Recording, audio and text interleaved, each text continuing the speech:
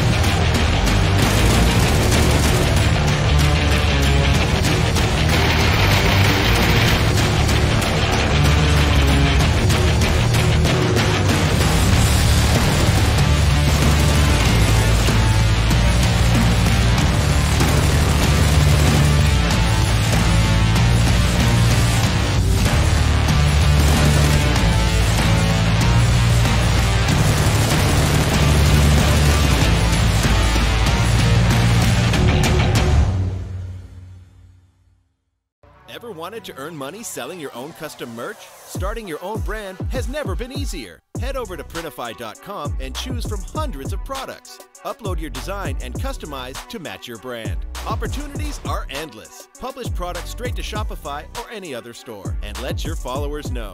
We will take care of the rest. Print it, pack it, and ship it to your customer, no matter where they are. Let's get you started. Open a merch store with Printify today and get 2 months premium for free.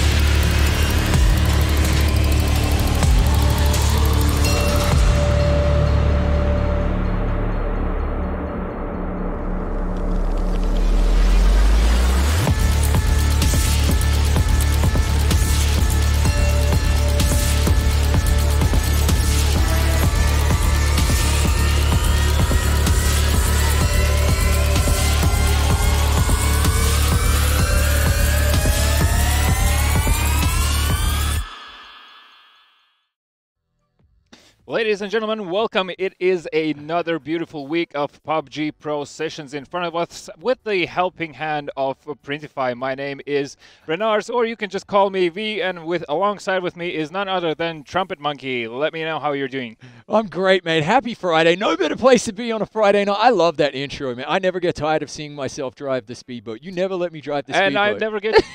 I never stop being scared for my life, pretty much, when you're driving it. But we still somehow safely make it to the studios here every time. So hopefully we can continue on with that. Now, ladies and gentlemen, there already have been PUBG Pro Sessions #1, which included 2 weeks before this one. 2 weeks, a lot of action, a lot of actually surprises as well, as which I think we'll touch upon as we go on here.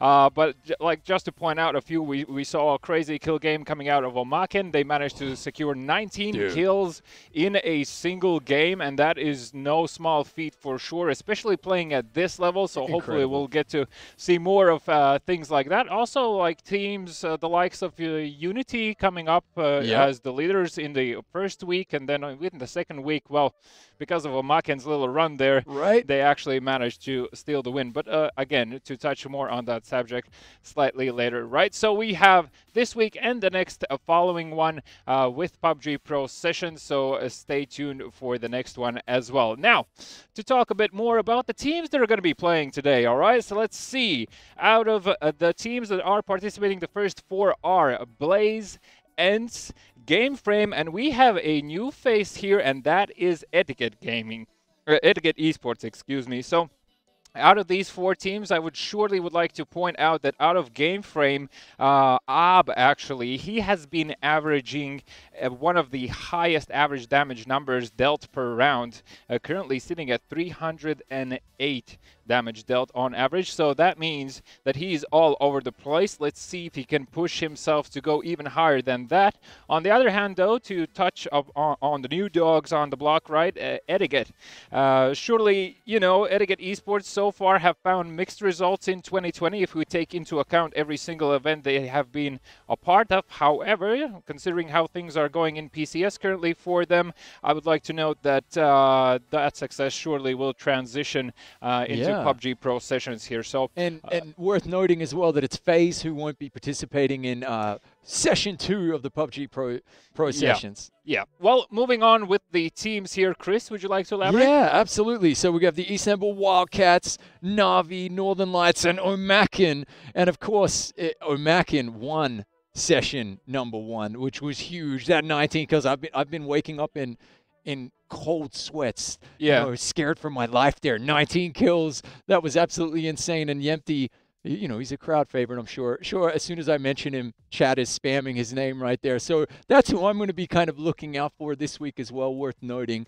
And on to the next 4 teams then. Yes, please. So we have Raise Your Edge, Redline, Team Liquid, and Tempest. And now this is an interesting these are interesting 4 teams here in the sense that Team Liquid, an organization that has been around in PUBG pretty much forever, since the early days, and definitely a huge name that stands out amongst all of these. But however, we cannot disregard Raise Your Edge and Redline as well, because all these 3 teams, Raise Your Edge, Redline, and Liquid, finished the first sessions with only a single point between all of them in the overall standings. Pretty tight. Now, here out of these 4, Tempest, last PUBG sessions, they weren't that successful here, so all I can wish to them is best of luck to you guys, but I would be keeping my eyes peeled for Team Liquid out of the bunch. Definitely. And then the final 4 teams here, Tornado Energy, TSM, Unity, and Winstreak. And for me, look, it's all about Unity right here. I mean, they came into week 2 of Session 1 with the lead. Okay, and far be it from me, the Silver 3 player, to be saying they dropped the ball, but you know that's what we're saying here. I would have liked to have seen them hold on. So now I want to see them rebound. I want to see the comeback. I was so pumped with their story, the fact that they came together, you know, with Potential and Unity combined just before the tournament started, and I want to see them kick more butt this week? Well, surely they'll be able to do that. So, ladies and gentlemen, these are the 16 teams that are participating here. Yet once again, FaZe currently not a part of these, but Etiquette Esports have joined us here. So, ladies and gentlemen, time to pick your favorites. Do you have a favorite out of these teams, Chris? Well, come on. I mean, Omakin were absolutely awesome. You know, I'd love to see them kind of repeat. I want to see what the new kids are going to do. We're going to talk about that. That's one of our storylines, Etiquette as well. But like I said, like Unity are great, and Game Frame. Yeah, man, when they rolled up for that bounty kill last week, that was some epic viewing. We were tweeting about that through the week. So like, spam your team in chat though, chat. I want to hear who you're going for. All right, cool. Well, I'll be keeping my eyes peeled for Na'Vi. My hunch is saying that there are better days to come in comparison to the first PUBG Pro session. So let's see if that prediction actually, comes true and comes to light. To touch slightly now on the overall standings from the previous sessions, to anyone who's perhaps tuning in, didn't manage to see the first sessions, these are the final overall standings after the first 2 weeks, and once the first sessions were concluded. Therefore, Omakin did manage to secure the victory in the first PUBG Pro sessions with their insane run, and I would like to say that they really amped up the pace in terms of how they approached the game, how they were hunting for kills pretty much every single opportunity they could get. Same goes also for Northern Lights. I mean, they have been a huge impact on pretty much what you see on your screens right now, in the sense that they have been probably a team that's been, if not a part of the most amount of fights, then surely it's up in that area where they've been a presence to everything that's been happening around, right? Yeah, I totally agree there. I mean, just look at the kills though, right? Okay, so I mean, considering we play 8 rounds in total, you know, 4 in total on Miramar, 4 on Erangel, but they got 19 of those 60 in one round. That's why that was so epic. I can't, I haven't seen a performance like that in a long time. And we touched upon Unity in third there as well. So they came in leading, and it was a pretty significant lead. And the fact that they kind of weren't able to bully their way into a win, I want to see him do that this week. Well, I'm sure we'll get to see that. And the reason why I touched on Na'Vi, you can see they're currently they managed to finish overall in the 4th position. Week 1 finished, I think it was 8th position, so they sort of doubled up on themselves, and that's exactly what I'm hoping to see here. Starting to manifest itself in the second PUBG Pro sessions, that perhaps they'll go for even higher rankings, because I know they have been on a bit of a momentum run recently. And I'm the sidekick, I'm the fat guy. So just a reminder, guys, we're wipe the slate clean this week. It's back to zeros. Okay, and there's our back 8. It's back to 0 this week. Session 2 begins, and we've got 2 weeks of competition here today. Another $5,000 up for grabs. Yeah, and out of these teams that you see on your screen, definitely would like to mention FaZe Clan. So just to clarify, FaZe Clan have slightly different priorities, let's put it that way right now, obviously, and the guys really want to put all of their efforts into one basket, and it's quite understandable as well. There's a lot on the line riding for them, so best of luck to them, and let's see if Etiquette can, replace them and hopefully finish higher than 9th. Obviously, slightly uncharacteristic to see TSM in 10th place in the overall standing. Same goes really for Tornado Energy here as well. Last week we did see moments of brilliance, but I would say it ended up tragically at certain times, just because they were squeezed in from different directions and forced to fight several different fights at the same time, which just ended up being, the overall standings speak for themselves. Definitely. And Game Frame, shout out, number 12 right there. The best bounty kill that we've seen so far. All right. Well, that is the overall standings for the week number 1. Now, you also have a bit of a story happening with Istanbul Wildcats, and now considering Etiquette Esports are joining us as well, and also coming out from that same region. Yeah. Do you think there's going to be a bit of a brawl happening between these two? I've been sitting here, calling Istanbul Wildcats the kings of MEA, okay, Middle East Africa when it comes to PUBG pros, and of course, Etiquette are now kind of rearing their heads. Only a really young team, 3 months. So for me, I think that's a storyline. I think that's really awesome. I was gonna flip the question back to you and say, when you are a new team, new kid on the block, okay, if you're the new kid at school, do you go up to the bully? Do you poke him? Do you pick a fight day one in the lunch yard? Or we have a chance. Are they going to take more risks is what I want to say. Well, I think one of the things that Etiquette definitely have going for themselves is the fact that because they might not be that known in terms of their play style and their approach to these other teams, playing on this level, they might necessarily not have the highest amounts of pressure on their shoulders. Obviously, everyone wants to perform, but considering that freedom of pressure that they have currently, I think it does open up more possibilities for Etiquette to try riskier plays, to throw in a curveball or two for the other teams. And this also will generate more respect from the teams. And I think if you're in the position of Etiquette and you manage to pull off a successful play like that, or something that the other team was not necessarily expecting, I think the word will spread quite quickly that you really need to keep an eye out for these guys. And I mean, they're performing excellent in PCS as well, in my opinion, in terms of what the overall experience and longitude of the current roster is, right? So I mean, it's quite the achievement. I think they're in overall standings 8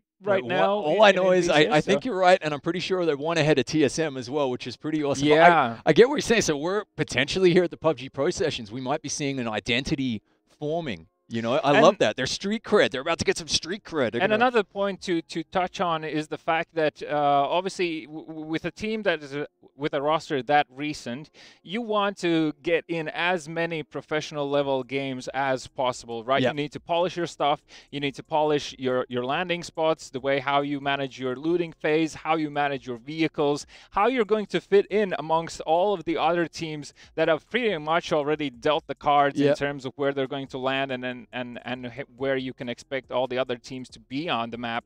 So I think, again, Etiquette is just going to be an interesting curveball for everyone, and I hope we get to see more of that action. But to touch on the subject, like, they still have big names to overcome, Okay, and so once again this week, though, we have our special guest. Yeah, well, obviously, we cannot forget about Danuk and her banana army, which I'm sure is in the chat already. So I think we are ready to jump into a quick convo with Danuk. Hopefully that is possible. Hello, Danuk. No, Danuk's not here yet. Okay, and so I want to take this opportunity, though. Wardrobe department hooked us up right here. Your winner chicken dinner, Printify t-shirts. Shout out to Printify, our title sponsors, and merchandise right here. And indeed. Yeah. All right. We got Danuk. We do it. Here we do. Hey. All right, Danuk, last week and, well, the week before that, obviously a lot went down. You had your classical Na'Vi Liquid teams that you were rooting for. Considering the results from the previous weeks, do you have perhaps another favorite that has emerged or another favorite player that you would like to follow now more closely? I will definitely this week cheer for the FaZe Clan, as last 2 weeks they didn't have really well performance, and maybe some of the bottom teams too, who did end up last week, like Turbo Energy. Maybe? Yep. Yeah. All right, cool. And Winstreak, the Wooden Spoon. We're going to be talking about them. They came dead last. So Winstreak has to be your team then this week down at D, okay? Oh, they were last. Okay, yeah. All right. We actually were just wondering behind the scenes and slightly touching on PUBG as a subject and overall. When PUBG first came out, what is your overall thoughts about the game? Do you remember when you first turned it on? What was the feeling like? What was the thing that really attracted you? Okay, I didn't play the game since the early beta. Actually, I started to play game after Sunhawk was added into the game itself. Mm-hmm. And I remember my first experiences was pretty terrible. I couldn't kill anyone for approximately for a week. I couldn't understand how do I kill enemies because they were so good already, everyone. And my first thoughts was actually not really positive, because I did consider it, it was a really hard game for me. But within the time when you got your first kill, then you get your first victory, it felt absolutely amazing. That's awesome. That's really reassuring for a noob like me to hear that someone as good as Danuk D has... Yeah, I just wanted to add that pretty much same experience for me initially, so I think we're all in the same boat on that one. I do think that, Chris, you have a few things to find out. follow up for that one, Darnok D. Okay, we got time for one more question. We're putting you on the spot a little bit. What is the aspect of PUBG that you really like the most? Because you've streamed it for so long now. You're so big in the PUBG world. Is there one thing about PUBG that you really, really love? I probably love the most the all unexpected things which are happening in the game. Like, there can happen anything. Two seater may fly over you with two guys. They may fall by crashing, die by falling. I mean, there is so many things which randomly can happen in the game, and it just brings all those vibes which none other game brings to you because of all this randomness sometimes in the matches. So definitely this is the thing. And of course the unique gunfight, gunplay like itself, that it's really hard to shoot with the guns, and that it makes really challenging to get better at it, and Yep. I really like this aspect. All right, Awesome. cool. Awesome. So Look, the chaos of battle royale games. if you right? see two dudes in a speedboat explode, it's probably me driving. Sorry about that. Yeah, and me just going with him along the way. Okay, Darnok D, we're not going to waste your time any longer. We have a few matches along the way. Obviously, we're going to talk more, so bye for now. All right, I believe the teams are preparing themselves to jump into the aeroplane, Ready. right? So Ready for battle. in terms of the sequence of the maps that we are going to see, it's going to be pretty much your standard stuff. We're going to kick things off, same as before, with two games on Miramar.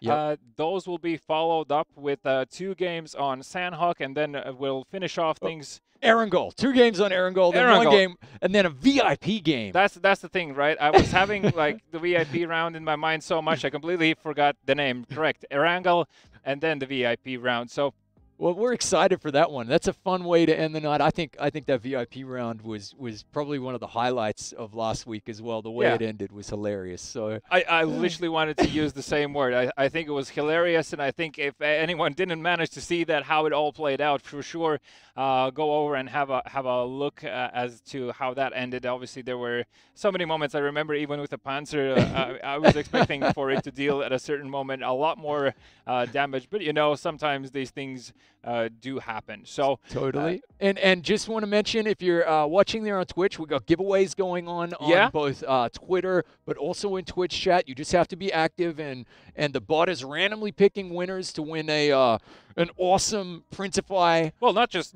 T-shirt. these, we have a and few PUBG. other. That's right, PUBG T-shirts as well. So if you win, you get one of each, which is pretty awesome. So make sure you're active in chat. I know Banana Army is out there. Going to give them a shout out, and Darnok D, her epic fan base is following her. But yeah, it's gonna be a good show, I think. Yeah, so to slightly touch on what we sort of already drew in here, we have the likes of Navi that hopefully will be able to see more of the action coming out of them. Like Senya has been on a roll recently, especially taking into consideration PCS results as well. Navi have been quite the impressive sight to behold. So that's what I was talking about. I think that momentum will transfer over to here as well. Yep. And that is something to keep our eyes peeled on. Okay, so quick question, right? Yep. How do you maintain that focus? Because, I mean, we're seeing Omakin absolutely dominate in the PUBG Pro sessions, right? And they're going pretty well in the PCS as well, 4th last week, which is solid. But, like, how do you get the momentum to go from PCS to PUBG Pro sessions and both as well? I think it all comes down to clear vision. But in terms of clear vision in general, let's have a look at the game, see how it turns out, and take it from there, really, all right? And I'll finish on that thought in a few seconds. Hey, this is Darnok D, and you're watching PUBG Pro Sessions by Printify. Starting your own brand has never been easier. Choose from hundreds of products. Upload your design and customize to match your brand. Publish products straight to Shopify or any other store. We will take care of the rest. Print it, pack it, and ship it to your customer. Now, let's go into the game. Darnok D is absolutely correct. We are in the game. Pretty standard flight path, if you ask me. Splits the map in half. Pretty standard stuff coming out there. Now, I am wondering where in God's name will I see Etiquette? Now, my information tells me that they're going to be somewhere close to Chumacera, but let's see if that is going to be the case here. You can see the first teams already deploying on a map. And to quickly, again, touch on the subject and finish off my thought, right? So for teams to build over and transition over their momentum from one event to another, or pretty much just to keep the momentum up going, they need to have a clear vision what they're trying to achieve, and they need to be real with themselves. It's very important to have that clear communication in the team to explain to each other what your flaws are. Even though, like, even if you've grabbed a victory, there are still things that you can improve upon, and it's recognizing those small things, and that builds both team core as well as momentum that transfers on, because, like, it feels like everyone then in that case are adding just more on top of whatever value you have achieved already, if that makes sense. Absolutely. And but what about tactics, though? So the entire concept behind the PUBG Pro Sessions is this is meant to literally be like a scrimmage that you can take home some cash, and it's meant to be fun as well. A chill way for these pro teams to spend their Friday night, as chill as can be when there's $10,000 up for grabs. But just a small, a small 10 Gs. But there we go. Well, the circle seems to be, I would say, quite pleasing for everyone, considering there's not much water involved. Yeah. Obviously, the upper part of the map towards the northern side there is completely empty. Yeah. Normally, you would see at least Na'Vi somewhere around the northern side of it, but so far it looks like they're not overtaking that part of the map, but that does leave a lot room for rotations for teams that want to go in deep into that northern part and play from the upper part of the map downwards. That could be beneficial for a lot of teams in the sense that it gives you a lot of vision over what's happening, knowing especially that there's a high chance that there's nobody behind you, right? And speaking about ETG here as well, you can see them on your screens right now forever. First Just look. Manages to find that AKM, those valuable bullets. Now he's probably hunting for, well, first best helmet, obviously, but apart from that, you also need to grab that valuable utility. You bet. And so, look, to anyone brand new to the PUBG Pro scene, okay, and tuning in right now, maybe, again, it's a question I love to ask you. You explain it so well every time. What's important here? Why are they grabbing these vehicles? What are they looting first and foremost? Yeah, so obviously, well, DMRs are a huge part of this game, so you definitely want to pick up some sort of sniper rifle or something from that family. But DMRs seem to be the favorite just in terms of how you can control your recoil, and you can follow up with quick shots in medium to long ranges. As well as, of course, we touched on utility beforehand, and well, vehicles, as you said, is a super important part of the game. Pretty much every single team will be grabbing any vehicle they can obtain because it allows you for a lot of movement around the map. You can do quick rotations. You can quickly grab a position if you see it opens up. And just pretty much vehicles allow you here to close gaps quickly. It doesn't matter where you're trying to go. It's the fact that you spend less time in the open, and that means less chances of you or your team, as a matter of it, just dying out the open. And we see the squad, the convoy of TSM burning down the field there. And now look, a little bit about Etiquette then. Okay, only 3 months old. Yeah. Yeah, and we're expecting them to do something bold. That's our prediction. We're expecting them to come out here and make a statement, to form that identity, to get that street cred, right? But already, what would you do if you were in their position? Well, for Etiquette, I mean, they have already met most of the teams here that are playing here in PCS as well. So I think they already have a clear understanding of how this will play out overall. And I believe that, as I said before, this is time for experiments. This is time to find your pace. If you feel like you want to try and switch momentum, that is a chance that you can go for here, as well as the fact that, I mean, you really want to try and stand your ground with anyone. And speaking about standing ground and standing up, Hyman will be out on the ground, and he's going to be first man to lose his life here as Perfectix from the notorious Northern Lights from the heights of Miramar just destroys him and takes him out of the game quickly here. Kompot also almost loses. Well, he does lose his life eventually. Shiv, with the help of Udyr, managed to take him out as well. So Unity also grabs, Unity loses that chance of survival, and Raise Your Edge do manage to secure that first point for themselves as well. And as I already said, Raise Your Edge finishing off with Redline and Team Liquid with only a single point apart from each other within the first PUBG Pro sessions. Yeah. This does set us up for an interesting sight to behold in the in this Friday and the following one. So Compot's gone. Yeah, Compot's, well, that was too soon. He's taken from us too soon. I'm depressed, man. He's been a gangster. What am I gonna do?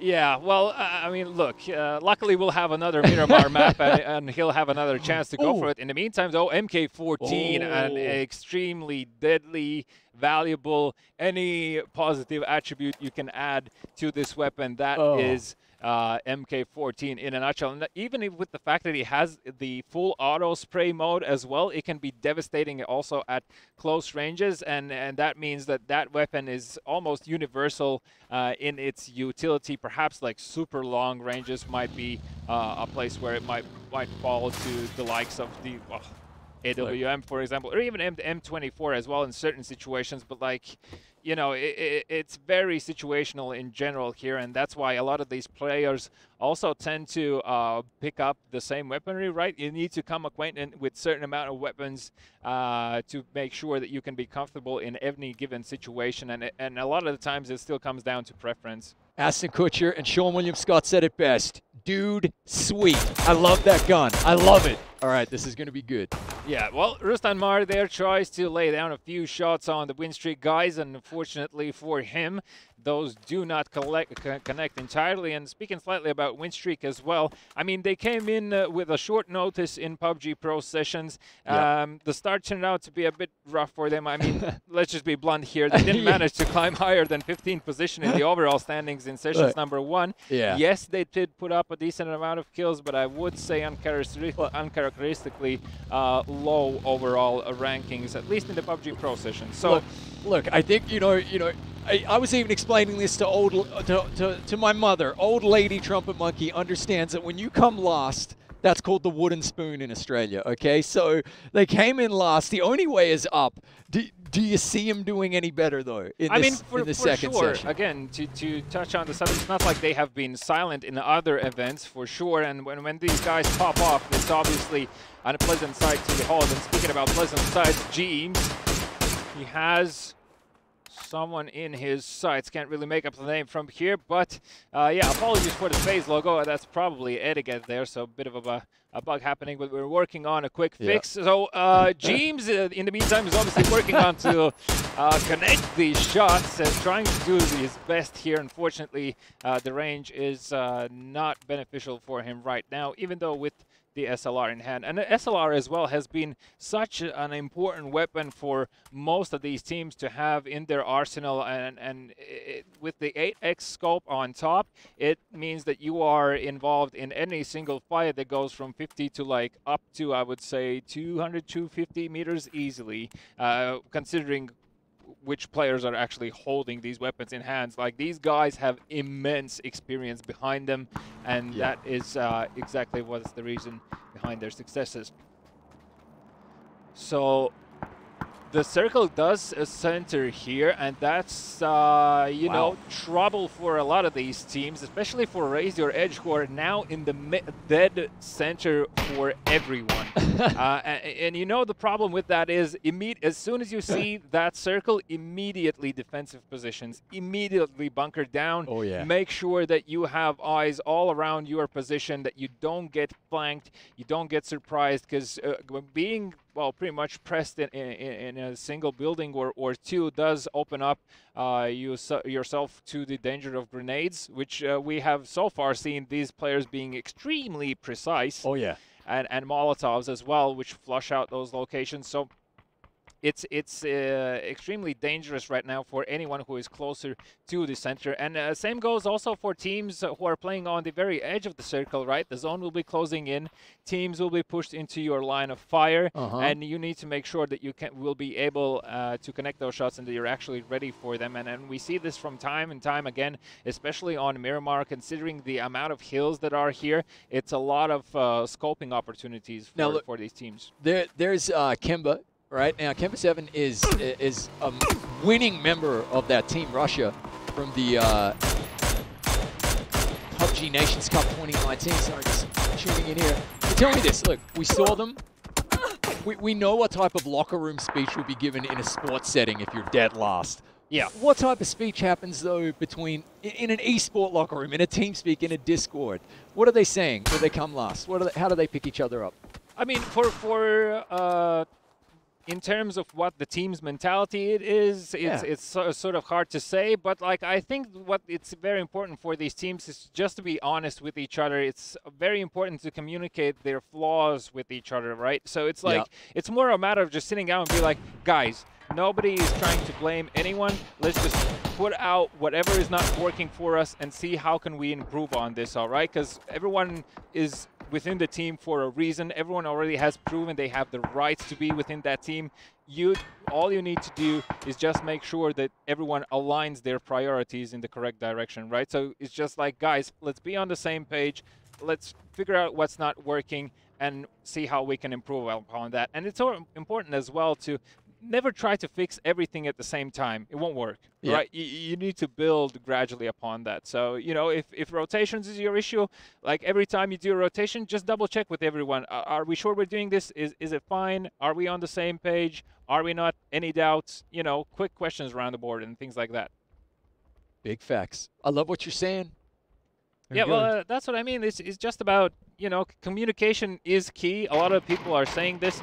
Yes, it does differ for whichever sport or esport you are a part of, but that is still, I mean, you're playing with a group of people. Everyone has their own character, understanding of the situation, opinion of the situation as well, and it's important to be open for those opinions and just have like a grown-up discussion about whatever you're being a part of.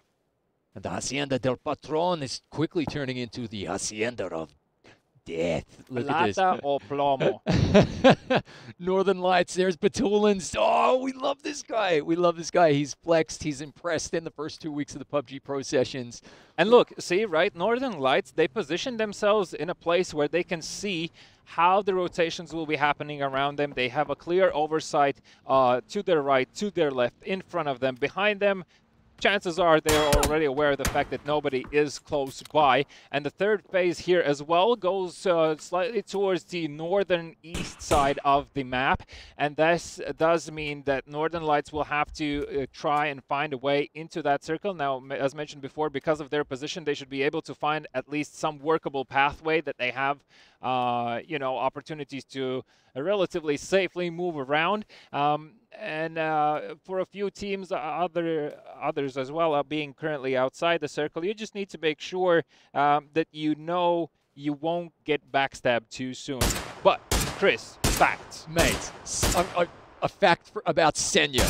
Yeah? He had 18 kills in the first 2 weeks of the PUBG Pro sessions. So we are watching a stone cold killer with his SLR, just trying to give a little love tap to a couple of players there.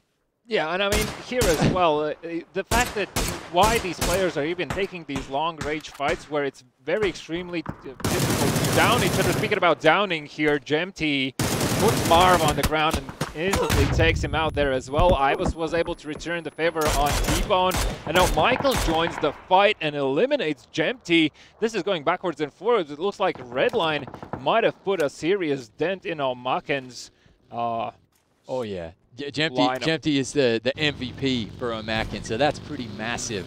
I mean, that's the guy you want.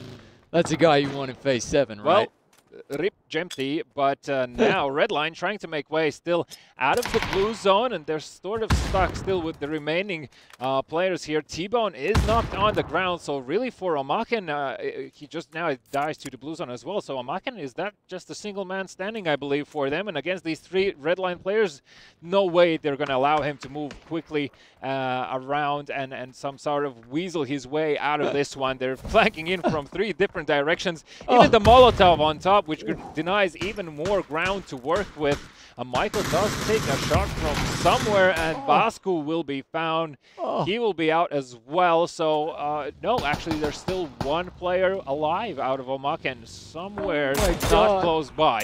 ETG joins the fight, and they have spotted Team Liquid. Pixelic as well from Tempest has managed to knock down Clib. So Team Liquid, again, not finding themselves in the best of positions in terms of having to fight two different fights. Almost a knock there on ATG's side. The blue zone is going to hurt. Did he manage to pop the heal off? He didn't. Thinker lost. Will go down, but Dulitz takes down 11th MDK from Istanbul Wildcats here, and Northern Lights, again, just slowly finding their pace. They have managed to find an area to work with within the new circle. Still 40 seconds remaining before Phase 4 is on the move, and Navi now probably already spotted out Northern Lights here close by. Need to understand where will they make a move.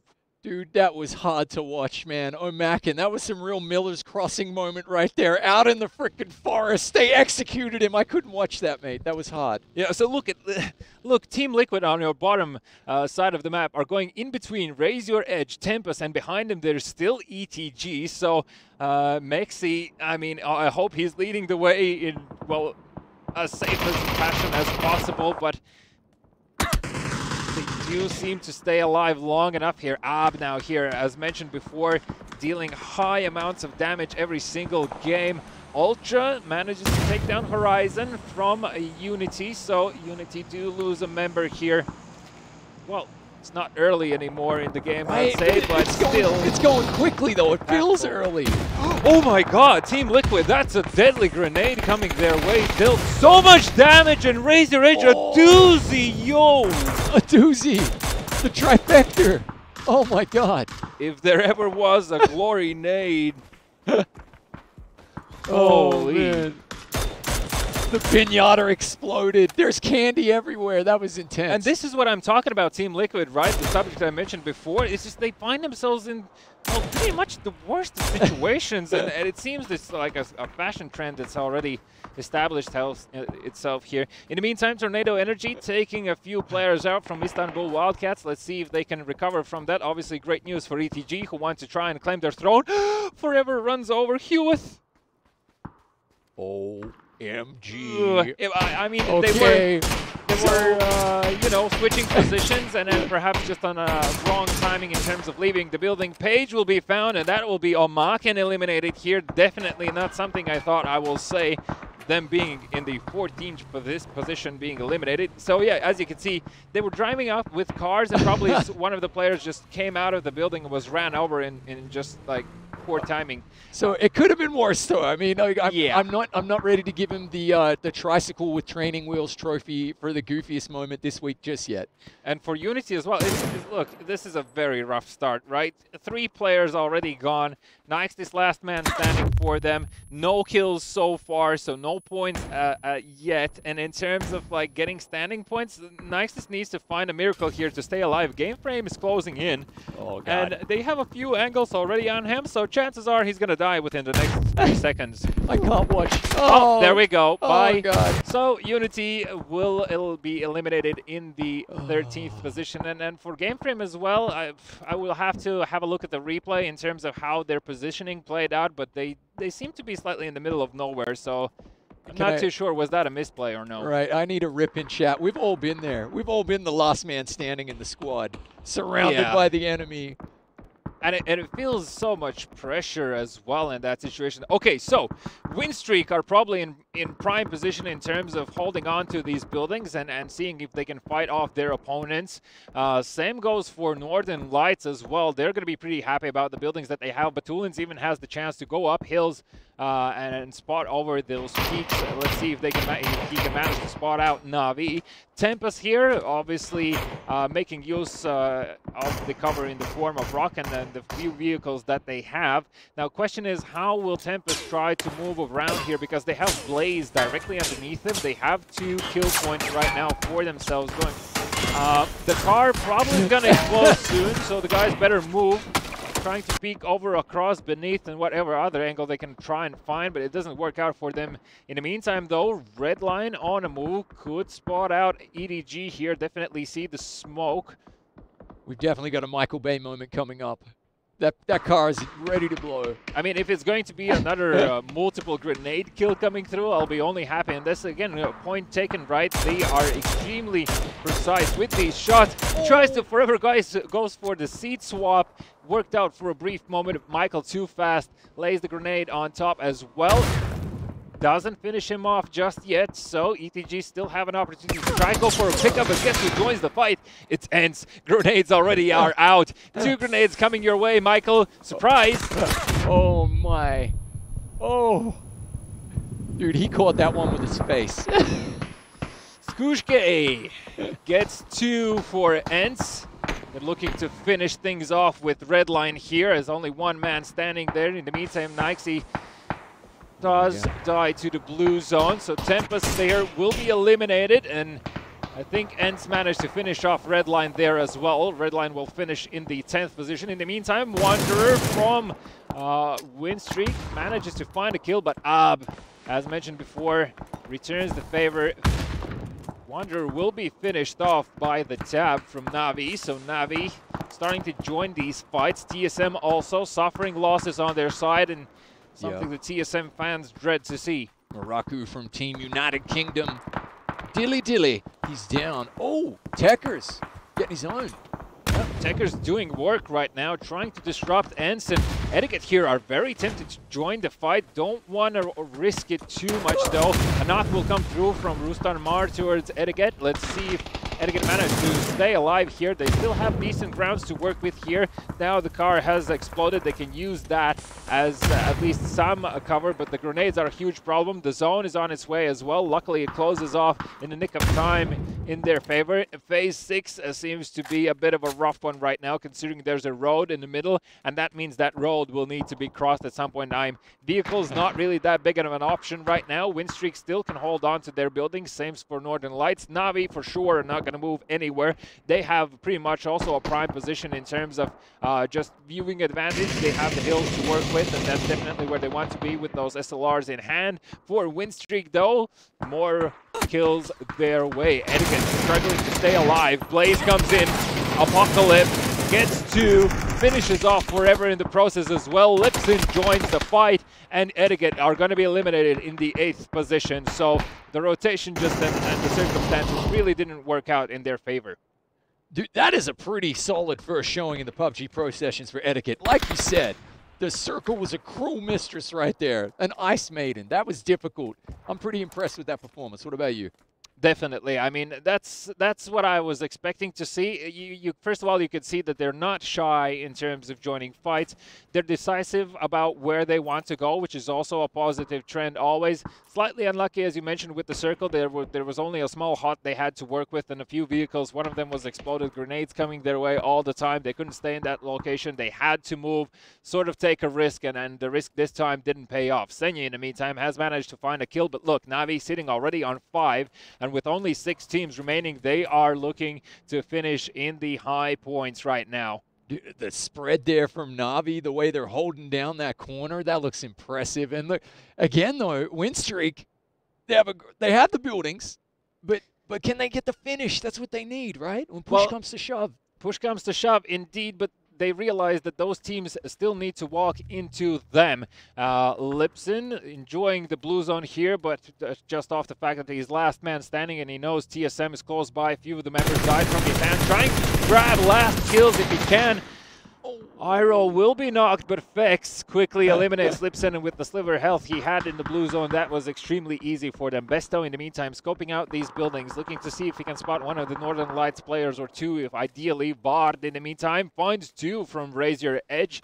Excellent points going the way of TSM here. So a last 4 teams start to appear for us. I don't think that Raise Your Edge will be able to survive this one. It looks like they're being sandwiched in. You see they have Winstreak around them, TSM closing in, and even Na'Vi now choking the life out of them. Northern Lights, in the meantime, sitting back, enjoying the show, and that is it. Raise Your Edge are going to be eliminated, so the last 4 teams are Na'Vi with 4 people, Northern Lights with 4 people, TSM 3 people, and Winstreak with 3 people alive as well. So the next fights, there's going to be a lot of kills happening. Oh my god, Vard looks like he is a man. Oh, but look at the next phase. Oh, Oh, everyone's going to be pushed out of their buildings. Northern Lights might have one more to work with, but I doubt they're going to do that just because they're going to be too clustered together and run the risk of grenades. Now, Northern Lights can, in theory, try to go for the hills, but then they're going to be greeted by Na'Vi, so they need to be very careful with their push here.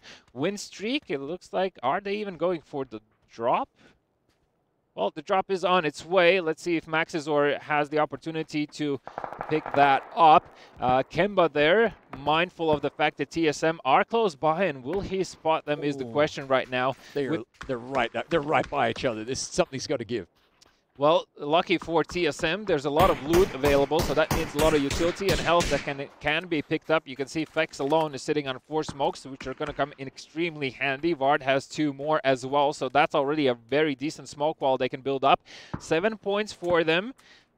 Currently at least 4th in the game standing, so let's see how this plays out. Vard has managed to spot out these Na'Vi players, tries to land few of those shots. Not connecting just yet, but does let Na'Vi know that there might be a team coming from that direction. Vard needs a new vest there.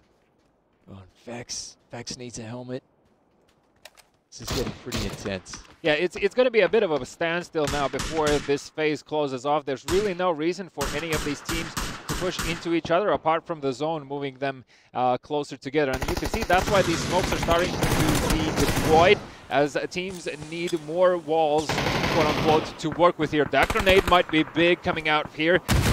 Oh, luckily in the brink of time, but as I say that, Perfectic lands another one on top of Senya, and that's going to put him on the ground, even though Besto able to return the favor onto Spyro. So Na'Vi clashing with Northern Lights, even managed to take down Winstreak in the process with the help of Vard there as well. So Winstreak are going to be eliminated in the 4th position. You still have 3 more teams alive, and there's still plenty of people alive as well. Besto finishes off Spyro with the Molotov, so it's 3 against 3 against 3. A complete three-way right now as Iroh will be knocked by Batulins. Nice shot. Orange looking to see if he can find Perfectix there, and it's just pretty much a brawl between all of these teams. Orange needs to be careful, works the ridge line there just to get some cover, and more of Northern Lights players are going to go under the ground. Still 2 remaining for them, 2 for TSM. Na'Vi working as usually with the number advantage that they have. They're trying to get a decent spread around the map to have maximum amount of ground to work with, and thus deny those positions for the opposing teams. Na'Vi looking pretty deadly, mate. You called it. You called it. And 8 kills already. I think we're going to see some more. There's no other way around it. 50 seconds before Phase 8 closes off, and Batulins with the MK14 in hand doesn't really have an opportunity to go for the res on Perfectix here. Perfectix just staying alive for as long as possibly he can and tries to deny any kill point someone might pick up, so he's probably just going to die to the blue zone. I like this move from Na'Vi, though. Batulins, is there any other man that you want? Come on, right here, right now. None other than him. I mean, he has the sole chance to ruin the day for Na'Vi if they remain on that edge. And as I already said, like, look at the blue zone being pushed together. Fex forced to do a risky move out in the open. Now is going to be moving closer, playing around the edge of the circle, because obviously, at least in that sense, your teammate can cover you and you can just gain information looking forward. Batulin's head was just spotted by Vard, so he's going to be giving a heads up to Fex, saying, look, remember that ridge line that you're going for? Yeah, there's a dude behind that. Now, question is, do they know that it's only a single player from Northern Lights here? Oh, poor Batulins, if he pulls this off. I mean, it will be a miracle if he does, because Fex is already closing in, and that is going to be all she wrote for Northern Lights. They're going to finish off in the 3rd position, so this is TSM against Na'Vi. Na'Vi have the man advantage here as well. And it's starting to look a bit bleak right now. The Tab as well, mindful of where of those grenades are coming from, has still plenty of health to work with. And as I say that, though, Fex will find Orange. The Tab will return the favor. And now Na'Vi need to find one more TSM member to close things off here. Nice flank towards the left-hand side, keeping together, and Navi with 10 kills will find the finisher on Fex, but not the closer just yet, as Vard spotted open the open. Vard actually gets the drop onto the tab as well. How did he do that, dude? But the res comes through in the meantime for Navi, so there are still 2 players alive. Grenades being exchanged, flashbangs being put forward, so Vard can get some grounds to work with. Orange knocked again based off the fact that he had still low health, trying to go for the heal. Vard could still technically do this. He has only 1 more player to find. The positioning not the greatest. The headshot angle is there for Besto. He just needs to play his fool, play his cards right. Can he close things off, or is he choking? Vard in the meantime, still trying to land that headshot. Besto trying to still gain more grounds to work with. Flashbangs forward from either side. The question is now, who is pushing? It's a game of chicken right now between these two. Besto as well obviously doesn't want to throw this one. Uses the Molotov, is going to be using the grenade as well. He has no armor to work with. The helmet is ruined as well. And I believe it's the same story for Vard there. So it's flesh on flesh fight. But Vard doesn't have the health on his side. More grenades happening as Vard finishes off the tab and secures extra points just in case he goes down. And this is the sneaky play coming out now. Super, like 200 IQ Vard right now. Goes dead silent, knows where Besto is, sees the grenade angle as well, surprises him, and TSM! Hey, this is Danumdi, and you're watching PUBG Pro Sessions by Printify. Starting your own brand has never been easier. Choose from hundreds of products. Upload your design and customize to match your brand. Publish products straight to Shopify or any other store. We will take care of the rest. Print it, pack it, and ship it to your customer. Now, back to the studio. As the shirt says, winner, winner, chicken dinner, Vard. What a clutch coming out. Manages to stay alive against, well, essentially at 1.3 Na'Vi players. Them trying to go for reses, trying to go for fights. And, I mean, the problem here for Na'Vi really was that they didn't really have a clear opportunity to commit to the fight, even though they had 2 players alive. But, you know, it's just about a matter of finding the correct approach in that situation, and Vard did exactly that. I think the key was that last move that he did to his success. Extremely sneaky, going dead silent, making sure to keep an eye out for the last known position. Seeing the angle of the grenade means that the player is still there, and you can see that Besto just completely wasn't expecting for Vard to be already so close. Incredible. You called it, mate. You said 200 IQ moment. That's PUBG Mensa right there. GAWD. He's a god. He's a god. I think we need a Vard statue. I wrote a note there halfway through. I said, Vard is looking mean. I wrote that note. He was looking mean, and he carries it all the way through to the end. Dude, that was awesome. What a finish. I mean, TSM here as well. We mentioned it beforehand, right? Last week we saw them very strangely in the lower part of the overall standings, and it's really something that I was hoping to see here as well. For those teams that you would normally would expect to see higher, they already, I think sessions number 2 for them is just a point to be proven. You bet. We don't have the official standings, the final stats yet, but I'm going to have an early guess and say that the bounty for the next map is probably going to be on Vard. So, and speaking about bounty, I think we have small changes about it. We do. A slight change this week, so Sidekick will tell you. Look, this week there will be no competition points gained for the bounty kills. Only due to popular demand. Yeah, due to popular demand, you know, and PUBG Pro Sessions, our inaugural PUBG Pro Sessions, we're mixing it up. So Session 2, we gave competition points for the bounty kills. Session 2, which is this week and next week, we won't be giving any. Money is still there, though, so $150 are up for grabs to anyone who manages to kill basically the player who has the highest amount of kills dealt on the winning team, and that is from the game number 1. So whilst we're compiling all of that information together in a more standardized format, I would just like to touch on the subject one more time about Liquid. Look, they found themselves just pretty much in a horrible position. So same as ETG, they went for a hot They were sort of compressed together. Yep. Several teams were firing at them. They didn't really have any opportunities to go for, and then the grenade comes on top and just a triple goes a doozy's way. We do have the stats though, so let's have a look at the numbers quickly before we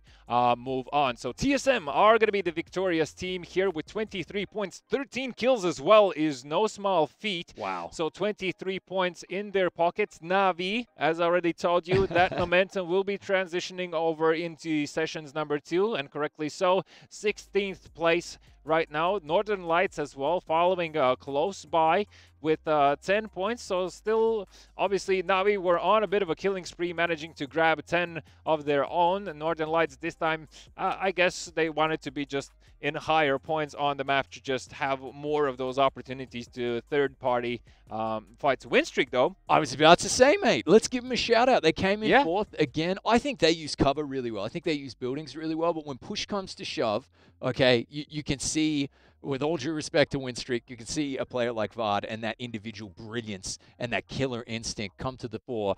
I'd like to see a bit more of that from Winstreak. I'd like to see they don't seem to have a problem surviving, but I want to see them get a little more hectic when it comes to, phase 7, phase 8. So you want to get the more explosiveness out of them is what you're saying. Yes, okay. sir. Well, but I mean, solid though, 9 points. Yeah, but talking about being explosive, that's also something that you need to recognize as a team, and it needs to be a conscious decision as well that you are going for something risky right now, right, and putting all the eggs in one basket in some essence.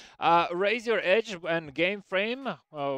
I mean, I would say picking up decent amount of points for themselves. Redline as well here. Super happy to see Blaze already grabbing 5 points for themselves. So I think, I mean, the fact that Blaze's position was pretty poor for phase number 7. They were sort of stuck beneath Tempest, and over the road they had a few other teams. ETG was there, Redline was there as well. So for Blaze, it was just a matter of, pick your poison. Do you want to get shot in the back or in the front? Yeah, and here comes the back 8 then, and I'm expecting to see Etta get pretty close to the top here. But okay, actually ETG, wow. God, yeah, I thought they picked up a little bit more than that. That was like I was gonna say when they made it 8th. I thought they did well. Well, overall, I think in terms of what their positioning was and staying alive and rotations, and as far as I got to see out of all of that, overall it was good. Obviously, the fact that they were just destroyed again from several directions does indicate that. Perhaps they overstayed their welcome in a certain position too long. Were forced to fall back. But again, for Battle Royale games, especially the likes of PUBG, where the circle can be a cruel mistress, as well as just the fact that with the grounds that you have to work with and roads in the middle and hills around, you can very quickly find yourself in an extremely unfavorable position. And that's why the likes of Liquid and Unity are still there at the bottom for now. So match statistics, Chris. No surprises, right? Yeah. Come on, Vard is already this week's John Wick. I mean, Keanu. 850 damage dealt, and 846 for Fex there as well. So Vard is going to have the bounty on his head one more time. The team that doesn't, that eliminates him does receive $150. They don't get any extra points in PUBG Pro Sessions with Princify number 2. Seemed as though Aduzi got both of those kills with that one hand grenade. I thought he had more there as well, but that was pretty solid work right there. Look, I like Unity, the duck, the oof, the 0 at the end there. Well, they lost Compot, one of the first people to go out. Okay, and that was unfortunate. He was just found in the middle of the road and didn't really have much cover to work with apart from the car. It seemed like he's going to be able to get away. Unfortunately, he was found. I think it was Shiv who managed to knock him out of the car and finish off on the road. So raise your edge, grab those early points, at least, well, starting with Unity. But now looking forward, again, looking back at the previous week, Unity had a great run. Obviously, this first game didn't turn out well for them. However, the next one is already almost here. So I think Unity will have a quick overlook in terms of what driving paths they're choosing. Mate, you're 2 of 2. You said Navi would carry momentum. They did. You said Winstreak would hopefully show up. They did as well. Well, let's see. Will it be the case again as we move on? Hey, this is Danumdi, and you're watching PUBG Pro Sessions by Printify. Starting your own brand has never been easier. Choose from hundreds of products. Upload your design and customize to match your brand. Publish products straight to Shopify or any other store. We will take care of the rest. Print it, pack it, and ship it to your customer. Now, let's go into the game. No time to waste as the second game of today is on its way. Miramar and yeah, like I mean the fight path still pretty decent. The fact that it splits the map vertically or horizontally really doesn't have that much of an impact here. You would, I mean, if this fight path would be, I would say 200 meters lower, that would be horrible news for some of these teams. Yeah. So from the west to the east. Here so it Chris, comes. tell me, what does your gut say about this game? Who is gonna take the dub? The big dub. I don't. Okay, I need some help from chat. Who's winning, chat? You gotta let us know right here. But look, I'm gonna go out on a limb. Okay, I know they didn't get very many kills. All right, but Etiquette, Yeah. they rotated well. Yeah. Okay, they were solid. They played to their strengths. They finished 8th. Give me the new kids on the block. Okay, give me Etiquette. Give me potentially the new kings of MEA. I want to see them get a dub right here. So you wanna see them get a victory as well as also to start you know, draw some tension between Istanbul Wildcats in their own region there as well. Absolutely. All right. Well, fair play. I mean, I can only hope for that. I'm a huge lover of quote-unquote underdog stories and just quote-unquote because I mean this is no like medium level of PUBG. This is pretty much as good as it gets. That's what I'm saying. In Europe and in overall as well for sure. So I think there's a lot of lessons to be learned here as we are experiencing this joy. And speaking about experiencing joy, that's probably left the building for anyone who is outside of this circle. For Winstreak, I would definitely think about them moving towards the lower part of the map. I know a lot of the teams do like to play from the bottom upwards with circles like this, just because like there's that huge hill that is on the south side of the map. It has plenty of trees, plenty of ditches the players can dip in and out.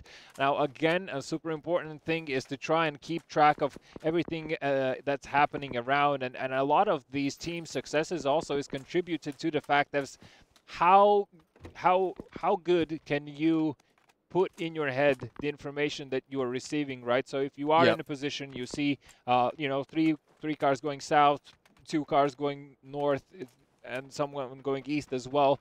Being able to predict where those teams will end up can be a huge success. And of course, keeping in mind when you are moving in one of these directions, what sort of the positions these teams might be holding, and just being mindful of the fact. But obviously, you could very easily be overtaken by the chaos. You can see Vard here. Again, reminder, with the bounty on his head, dangerously close to Shiv right now. If you're just tuning back in, no competition points at the moment. No competition points for the bounty. And Shiv is going to go for this building. Vard, I mean, surely he will hear him. Not now when he jumps out, though. Oh, this might end up horrible for him. Vard needs to be careful. Razor Edge are looking to add $150 for themselves. Obviously, Shiv still doesn't know which player is in front of him, and Vard being one of the deadliest players in the sessions right now. We saw those reflexes. We saw them. Let's see if the stars are aligned for this to happen. If Vard opens that door, that is going to be sound cues all over the place. So Shiv, I believe he's already aware he's frozen in time and he's going to surprise Vard. Oh my God, Vard! Dude! I called it! This guy's reflexes are inhuman. Yo! He's from another planet. Vard is an alien, confirmed. I mean, Shiv must be punching himself in the gut right now. He had everything. He had the element of surprise. His position was there. The only problem, okay, he might have been slightly overexposed, but who expects for a player to react like that? And it also shows why Vard is such a key member of Yeah. TSM. Oh, sorry, Greedo and Han Solo, Star Wars nerd moment. There we go. Han shot first. Well, so It's the awesome. first ever jump scare Vard has managed to survive here. I don't think we saw moments like that in the previous week. But How do you even react like that? That's incredible. it's a feels bad man and an absolute facepalm for Shiv in that situation. And I understand, like I've been in those situations so many times where you think you've got the jump on the guy, but you know, life and I guess karma just turns around and bites you back. So James, in the meantime, though, on a bit of a scenic route, enjoying the beautiful views of Los Leones approaching on the horizon as he's entering the town. But unbeknownst to him, all these Liquid boys might run into trouble here. There is one member of Tempest already present. Information might be passed, but a lot of these teams will try to avoid, if possible, Los Leones. You can see they're driving just around the edge of the city. You don't want to go in too deep, as just like there's too many angles to be checked. You want to perhaps see if you can grab yourself temporarily an outside building of the town. Allier, in the meantime, showing us some motocross skills. Dude. I think, yeah, he hears for sure and knows that Northern Lights are close by and those shots are coming in. Both members there managing to nail those shots, and Tornado Energy lose a member early on. And in the meantime, ETG Hewlett has found Page from Amaken and actually eliminates him as well. So ETG firstly picks up points, secondly do manage to take out a key member of Amaken. Here's Wookie Bookie trying to get fierce with the SLR. So I guess we could throw that storyline out. Amaken probably not repeating unless they absolutely kill it. Do you have anything interesting to say about Wookie? I mean, I know he's your favorite player just because of the name itself. Yeah, I do. Okay, so Wookie Bookie obviously is my spirit animal, and he's pretty handy with an SLR. That's kind of we've noticed. But no, other than that, nothing necessarily jumping off the stat sheet here. Yeah, unfortunately. I mean, he likes to keep his secrets, is what you're saying. Yeah, it's true. But look, Aliag, I think, is probably getting the tricycle with the training wheels right now. Well, yes and no. You know, it's slightly unfortunate. He was just very exposed on that bike, and two members of Northern Lights were very close by. So Istanbul Wildcats, in the meantime, have managed to spot out Amaken. Now the question is, does BSD suspect for someone to be here? Gemty takes his revenge as he eliminates BSD and even gets a few shots on one more member of Istanbul Wildcats. That is She Created, driving away very quickly, making sure Gemty can't follow up on his previous success. A headshot comes through. She Created on the slither of health. I'm sure Gemty saw that as well, and he's just trying to nail the trying to put the final nail in the coffin. Ooh.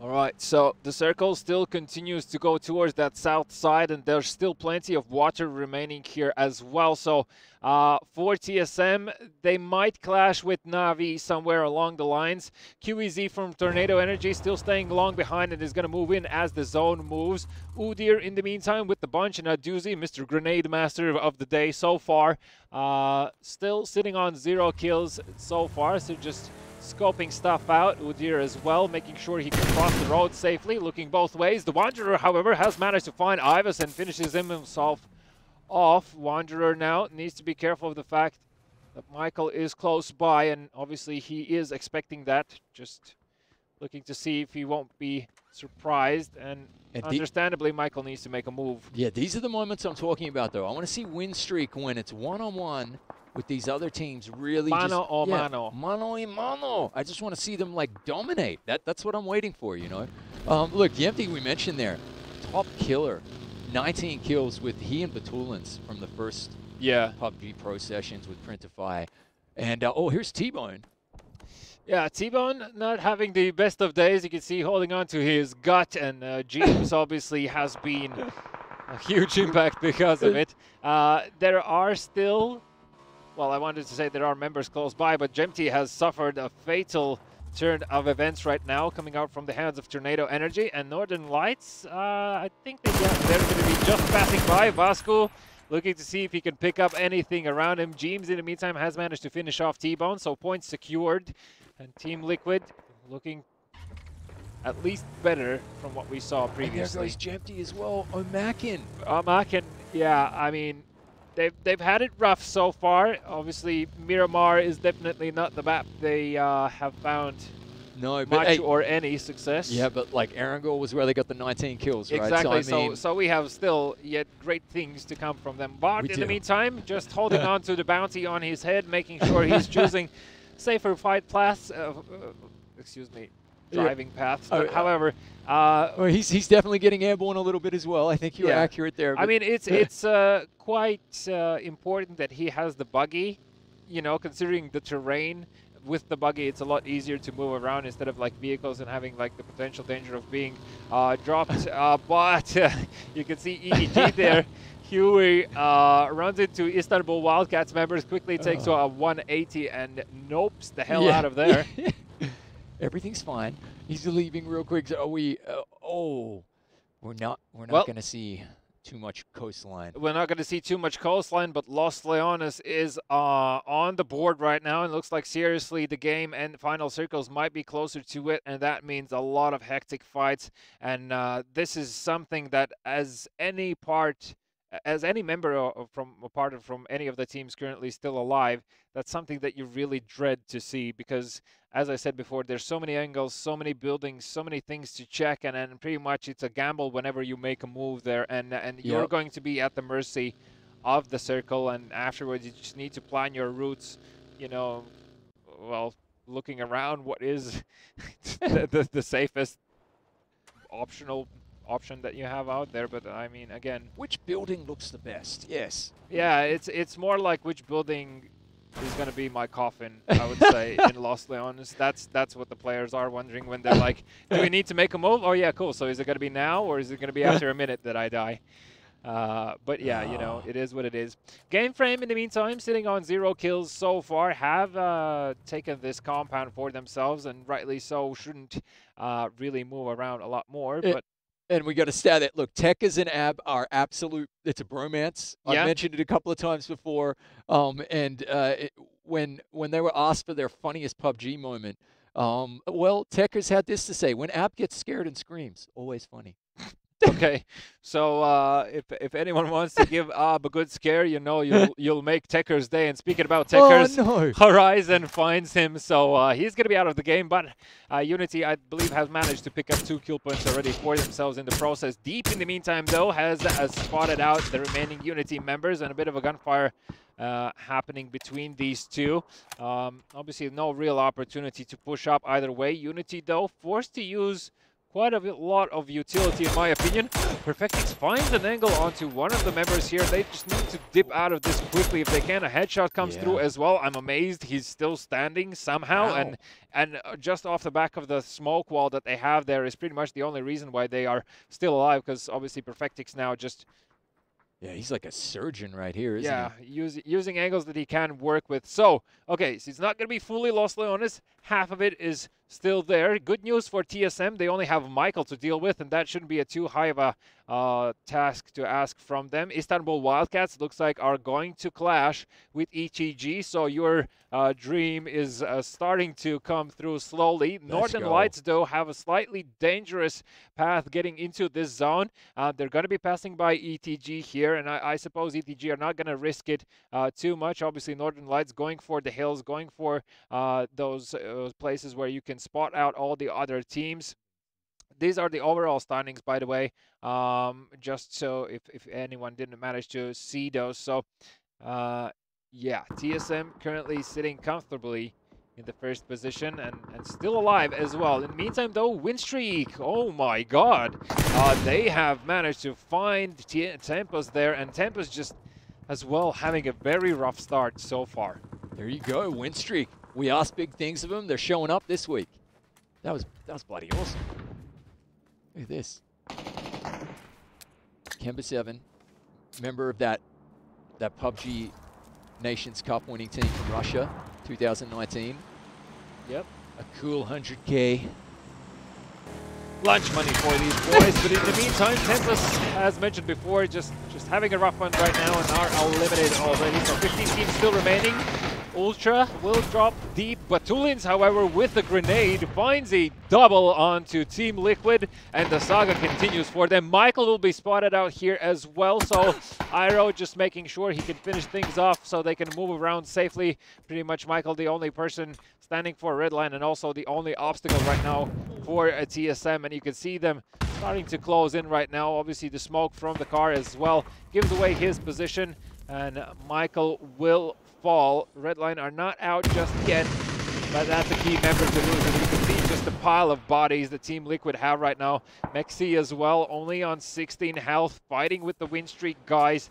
Does get a knock onto Max's or Istanbul Wildcats, as mentioned before, have met with ETG and Forever will lose his life for it. Question is, does ETG go for a push in return?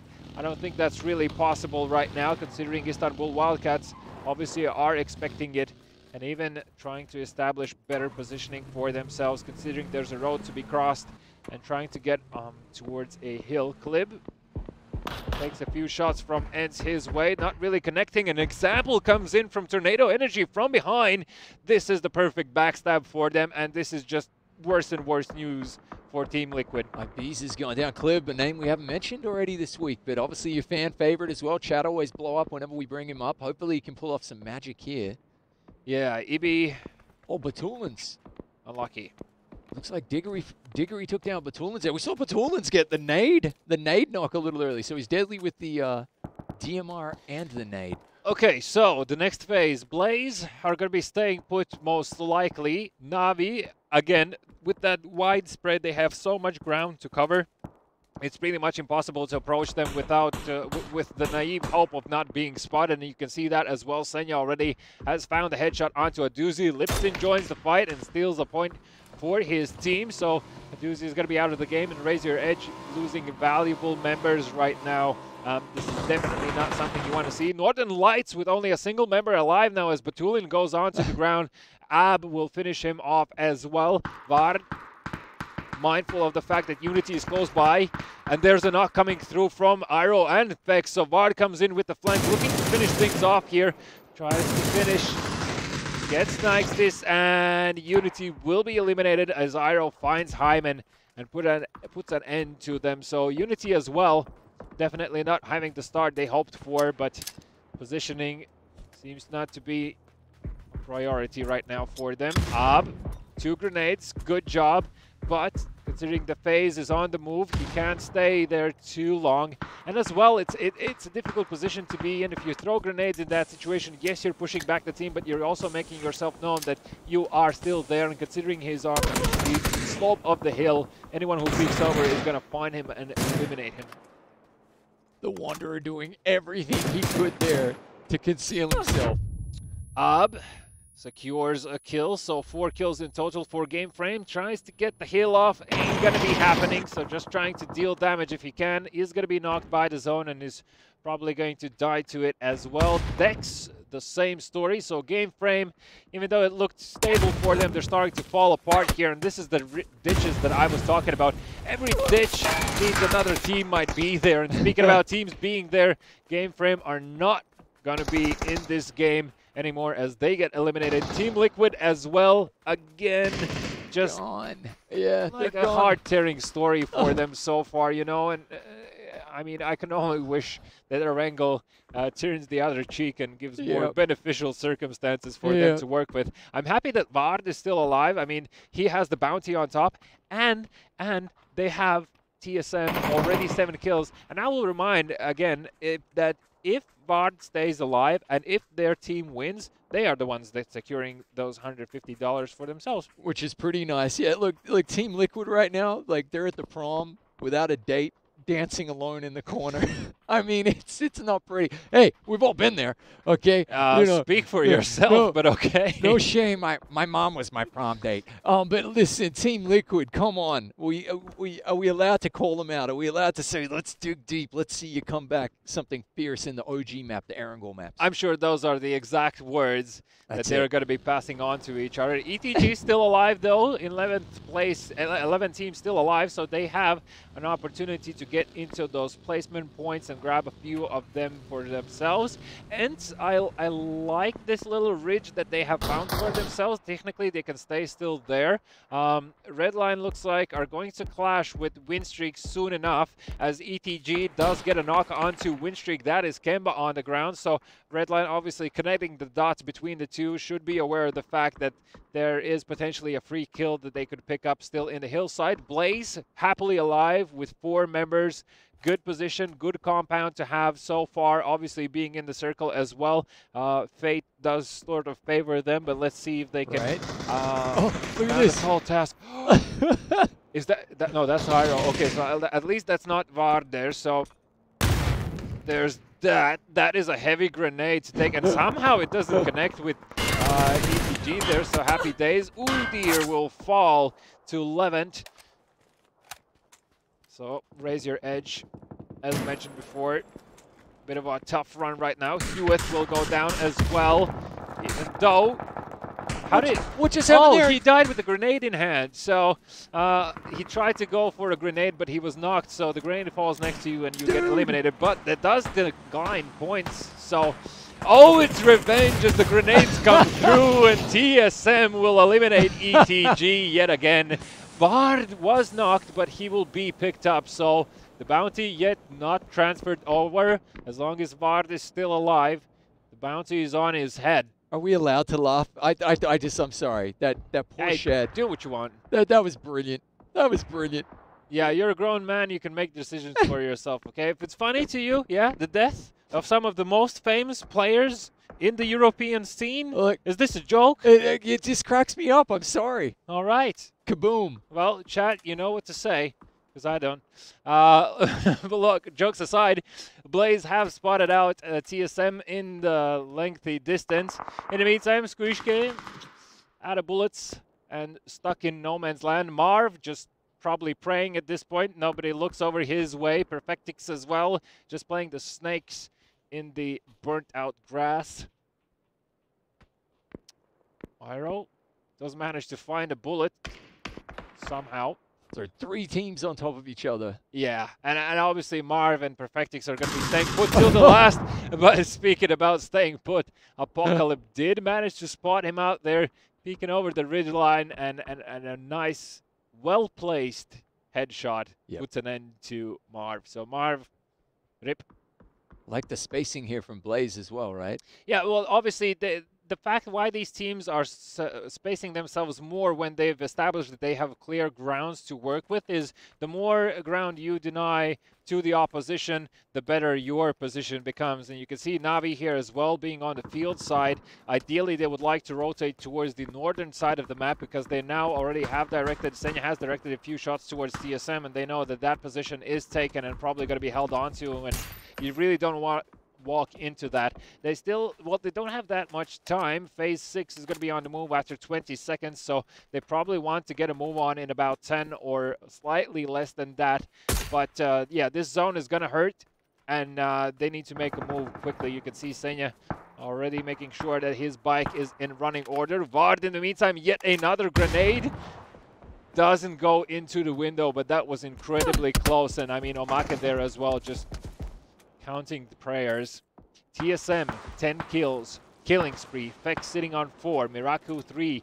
Iro 2. And Vard still has that one notorious reaction kill that he was able to get onto Shiv very early on. Feels like a long time ago now, but that was impressive. Let's see, can they hold on? And what are you doing if you're Na'Vi here? You got, I say you still got the vehicles. There we go. Yeah, so they use the vehicles to quickly get across the open space, right? And you're going to be using this ridge line. Besto needs to see if he can pop a heal anywhere soon. You can see that he's looking for some place to duck into. Dixu, in the meantime, did spot out these players coming through. That is a lengthy grenade directed at the car, hoping that Besto is still somewhere nearby, but Besto has bested them in his positioning as he gets the heal off and gets at least a few more moments to live and work with. In the meantime, though, Ents still solid, 4 kills for themselves, 7 teams still alive, so they can grab a few of those position points as well. TSM holding on, staying strong, and they want to eliminate Omaken here. 10 kills, so double-digit kills back-to-back games here from TSM. This is pretty impressive. They came to play. Yeah, I mean, Vasco hears the steps close by. Can he stay alive? Will TSM push over this ledge? You can see they're slightly hesitant to do that. Obviously, the car also not being a valuable option right now in terms of, well, what can you do with it? There's not that far places to go. The car is almost on fire, so if shots are going to be directed or even more grenades, that will end up being badly. Right behind the hut is Vasco on his belly. I love it. I love it. And, you know, TSM probably are slightly puzzled as well. Surely he hasn't moved on too far. There's so many teams still alive and so many are still around. Tixu, I like the little ridge line that he has to work with there with the Mini 14. You can quickly peek over, get a few of those shots. Vasco puts down a smoke on top of himself just to act as his distraction, and look what this has done. TSM, both in front and behind him, he can be the bad news for TSM. If they switch over their attention, Iroh is so close by and it runs back right past him. And they're going to go for Blaze. And if Vasco decides to backstab, I mean, providing that Miracle somehow doesn't decide to double check the smoke, it's going to fade soon. And Miracle will still be on the move. And speaking about that, Vasco does try to go for the kill, gets Miracle, but Iroh very quick to return. And obviously, TSM are like, damn it, he was in the smoke. I'm laughing again. Now look, Blaze though, pretty untested, right? I mean, they've managed to stay whole, they've managed to hold this compound, but now they're getting blooded. This is going to be interesting. Yeah, this is where the problems start to kick in. So at this point in time, Blaze, obviously you want to hold down to as much ground as possible. Realistically, two people can't hold off of four in such a huge building as this one as well. There's just too many points of entry right now, and you can see TSM comfortably moving in there. Perfectix still just enjoying the view, the scenery, trying to land as many placement points as they can and ideally pick up a kill or two in the meantime. Same goes for Navi, even though the tab has died to the blue zone, so he will stay there and deny any kill points for any other teams. But there are still two members alive. Senya is alive as well, a crucial damage dealer for them. The tab denies himself to everyone else on the server, so I guess sad face for the ones that are alive. They didn't manage to get a free kill. Senya spots out Istanbul Wildcats 11 and puts an end to him, and that's also going to be an end in Istanbul Wildcats here, finishing off in the 6th place. Laza now, so from Blaze, has managed to find Iroh. So TSMs have two members to work with. Question for Fex is now, have they pushed in? The flashbangs are coming through. Laza eager to finish things off here. Has backup as well with him. Can't really find the angle here. More grenades are going to be used to gain grounds, but Perfectix as well, trying to third-party this. He might be rushing, as I believe Vard is aware of the fact that he's close by. Perfectix sneaking up here. See, Vard just wants to make sure that they don't get backstabbed, and he's still keeping the bounty alive. Laza has managed to finish things off with Iroh. Fex will fall as well as Rip9 lets it rip. Besto in the meantime finds a member of Ents. And that's going to be all she wrote, as Besto having a bit of a duel right now with Tixu. Grenade goes over his head to follow up as well. Now overexposed, Besto needs to fall back. Excellent use of cover. Now is the time to push as more follow-up grenades are coming through, and that is going to be Besto finishing things off with Ents, and Ents are going to be eliminated. Vard is picking up Fex in the meantime though, and sitting at 11 kills. TSM extremely crucial to have more members alive right now. 2 players for Ents, 2 for TSM, 2 for Navi, and Blaze with still 4 members alive and holding on to their position. I mean, they're in prime position right now to really grab the victory here, but as we've seen before time and time again, 200 IQs can be a huge And you said it, when impact. you're center, you got to defend 360, right? So like, yeah, this could be tough. I mean, Blaze have hit the jackpot with these circles. They have had like, what, 3-4 now centered around them. Perfectix will eventually fall, and I mean, in his defense, he really didn't have much places to go. Either it's TSM or Blaze that takes you out, but he's tried to stay alive as long as he can. Now only 3 teams remain, and 12 kills already. Yeah, and a top 3 finish. You got to be thinking TSM sitting pretty here after the first 2 Miramas. I mean, can they secure a back-to-back victory right now is the big question. With 2 members alive, I mean, Vard did it once today. Let's see if he can do it again. They need to be extremely careful right now in their position. I mean, they don't know most likely that Blaze still has 4 members alive, but pushing into them might be the downfall of TSM here. Vex is tempted to get closer. An angle has been found, and Vard spots him there as well. Dude, what mindfulness, such presence, and knowing how these situations can be played out. Vard, just a crucial headshot, so that's 1 member down on the ground. That is Apocalypse. However, Lipsin has managed to knock down Vard. Unfortunately, doesn't have the opportunity to follow up, but Vard, this is the 2nd time he's been knocked, so he's going to start bleeding out faster and faster here. Flashbangs coming through, TSM holding on right now. Senya looking to join the fight, and Senya might just ruin TSM's day here. Peeking over this ridge line, making sure he's alive, and there's no way TSM survived this. Vard is going to be eliminated effects as well. TSM will fall in the 3rd position, so Blaze, they claim the prize of $150 and the bounty for themselves. Senya, in the meantime, using the chaos all around, tries to get into the building. Question is, does he suspect someone to be close by? You can see just behind the wall. There's a player, and he surely has heard him. No way. Yep, the door opens. Rip9, just making sure he doesn't get surprised from 2 angles. Sort of cornered here, goes for the free fire. And gets Senya onto the ground. Is going to be finished off quickly. Navi, a single member alive, and 4 for Blaze. Besto tries to do what he can, but Blaze!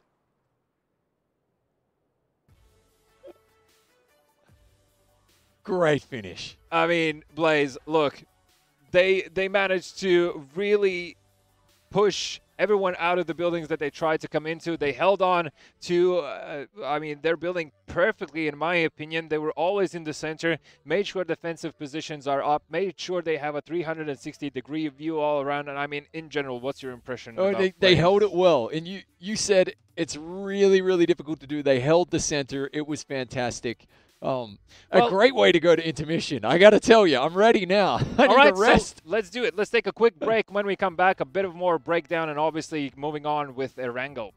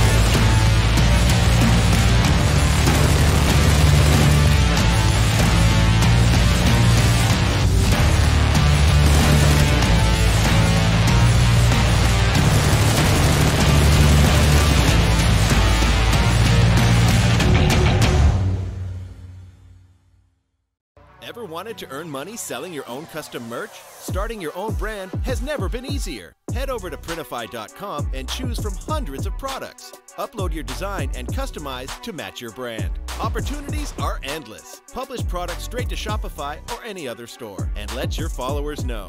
We will take care of the rest. Print it, pack it, and ship it to your customer, no matter where they are. Let's get you started. Open a merch store with Printify today and get 2 months premium for free.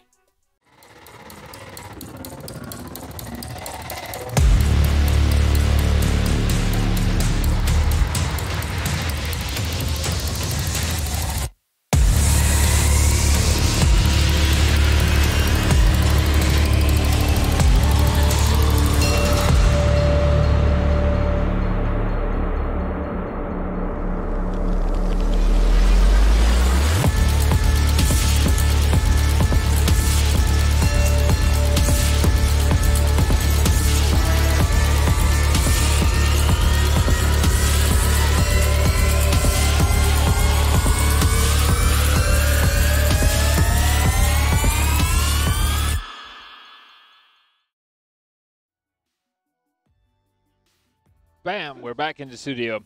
We are. I mean, ladies and gentlemen, again, my name is V. This is Trumpet Monkey. We have just seen extremely intense games on Miramar, and hopefully more of that is yet to come. There have been crazy grenades here. There have been crazy reaction shots coming out from the likes of Vard and a few others as well. So, I mean, Chris, what's so far your overall impression in terms of the pace of the game? Well, first of all, I'm glad Printify is giving us fresh merchandise to wear every single game because I need it because I'm sweating. That was awesome. Look, TSM, absolutely phenomenal. Another 12-kill round there, a third finish. I can't wait to see the standings.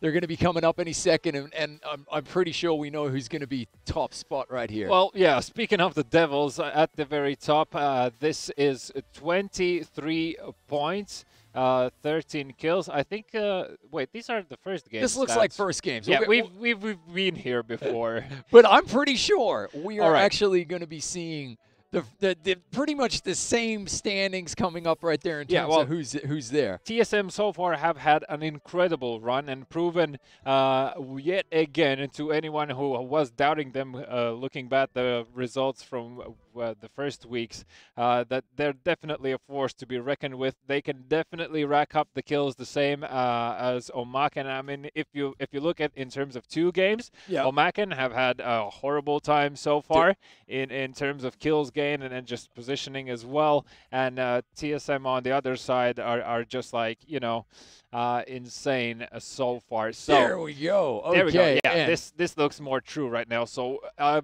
very convincing lead out of TSM so far. 40 points for them. Navi definitely still trying to stay close by, but with only 13 kills in total over 2 games, which is still a very good amount to have. Obviously, they need to work on a bit more in terms of gaining those points. Now, Blaze, though, off the back of the victory here, in the sense of winning the actual map, they have risen in the ranks from the 8th position, now jumping to the 3rd. And Northern Lights still staying put, but as well today, I mean, the Circle has been a cruel mistress to them and just pretty much just ruined their plans in terms of where they want to be. I think we're seeing win streak flex a little bit more as well. I've been super impressed with them, but man, TSM are running away with it. I mean, like, can they sustain double-digit kills every round? Are we gonna? This is crazy. Well, question is how they want to approach your angle afterwards. Like, I would say just keep up the pace, secure the victory if you can already in the first week. Just get as many points as you can so you can focus later on other things. Now, one more thing to note here, Blaze Esports did manage to pick up also the bounty kill onto Vard. So that resulted in $150 in their bank accounts. Chicken dinner. Yeah, you know, that's a proper chicken dinner. On the other half, though, here you can see the teams laid out accordingly. So Omaken currently in the 11th position. ETG, they have managed to pick themselves a few more points, but still not that many kills probably that you would like to see out of these guys. So they're still trying to find their pace and here, and that's completely understandable. It could be also same pretty much for what we saw from TSM last 2 weeks, right? They didn't finish really where they wanted to be, but it also might be just the fact that they're scoping out how these sessions play out, and working off of that information. I think we need to talk about Kevin. We need to talk about Omakin and Unity. Wow. Yeah. So I don't Unity, know what to tell you. I don't know what to tell you. The heroes from last week are the first session of the PUBG Pro Sessions with Printify have just not shown up here. So the question on the board is, was the first session's results a blunder? I don't know. A lucky circumstance in general for Unity, or can they actually pick themselves up? I mean, they're definitely mindful enough to know what they need to fix. Yeah. But again, having the unpredictability of circles, and last week on Erangel we saw some pretty cruel circles as well. So I got a question for you, yeah. right? We're seeing TSM absolutely flex here. Is it that is this the byproduct of FaZe not being here? They know each other. You know, there's slightly less pressure on their shoulders having one big organization out of the picture, so that's obviously a bit less competition to work with. And FaZe as well. I mean, if they would have stayed here, they probably would have amped up the pace as well. Just because, look, at the end of the day, these teams are fighting for money. It's true. First, the total prize pool of $10,000. So split between 2 sessions. The first session, everyone already took their share, and the question is who'll be able to grab what on these second PUBG Pro Sessions with Printify. So obviously, a lot of interesting storylines building here so far. I am still standing by my word, and I'm going to say that Na'Vi are really going to be looking to see if they can keep up with TSM, because they as well, they know they can do this, and they have been notorious playing around ridges and just seeing if they can get flanks off on players who are trying to get up the slope, and like Xenia has been very important in those aspects. Totally. And look, not throwing shade at Omakin, I'm actually going to give him a big up here. I think Omakin, Erangel, I want to see 20 kills. 1 round, 20 kills from Omakin. All right, and I'm going to say not happening because not happening because I believe in statistics and I believe in numbers, and the numbers today are not lying. And I mean, unless they can compress themselves to go for this, well, let's just see for ourselves. Let's have a look. Hey, this is Danumdi, and you're watching PUBG Pro Sessions by Printify. Starting your own brand has never been easier. Choose from hundreds of products. Upload your design and customize to match your brand. Publish products straight to Shopify or any other store. We will take care of the rest. Print it, pack it, and ship it to your customer. Now, let's go into the game. The good old classics on our screens, everyone's first and favorite map. Oh, yeah. Probably out of them all, Erangel. A nice, lengthy flight path, excuse me, the words and vocabulary is leaving me slowly as so much action is happening here.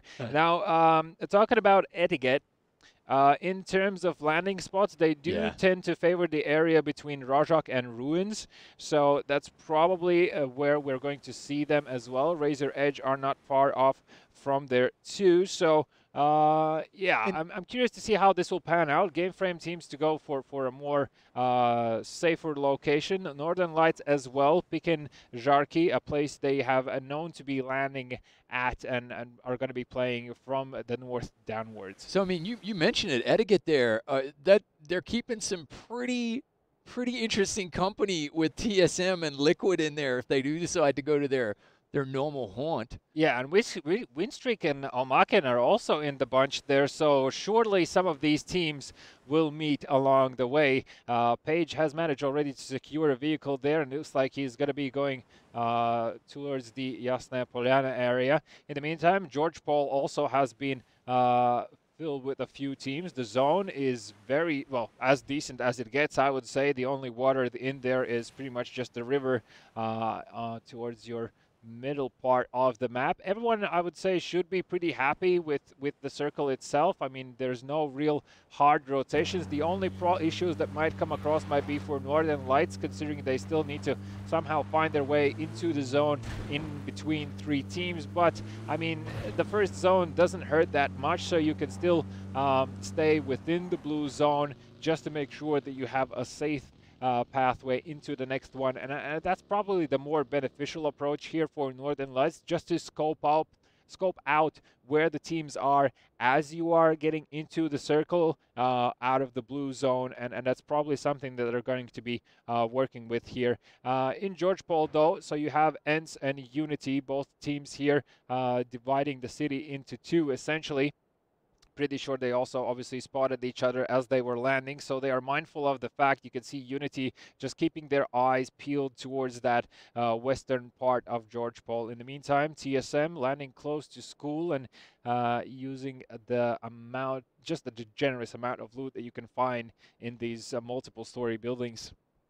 Definitely, definitely. And so look, in terms of storylines, yeah, you know, Navi's momentum from PCS carrying in so far. So good, 2nd place.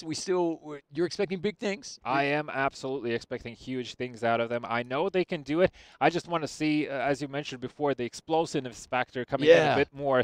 They obviously play out safe initially and not taking too many fights if they can, just to make sure that they're really, every fight from that point on they are taking has added value to it on top, you know. The violence of action and win streak as well. I'm really, really happy to see the way they're performing this weekend. And it looks as though whatever halftime locker room speech they gave, it worked. Yeah, I mean, they shook themselves up, as they say. In the meantime, Ultra here just picking up a few more meds, a few more bottles of drinkables, Game frame. Potions. Game frame. Yeah. They really, I don't know, they have a place in my heart. They really, really do. I don't know why. There's something about them.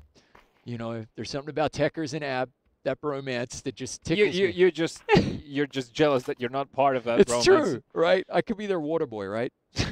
There we go. And so, are we predicting in Georgia Paul that we're going to get is it going to kick off here between Unity and ENCE?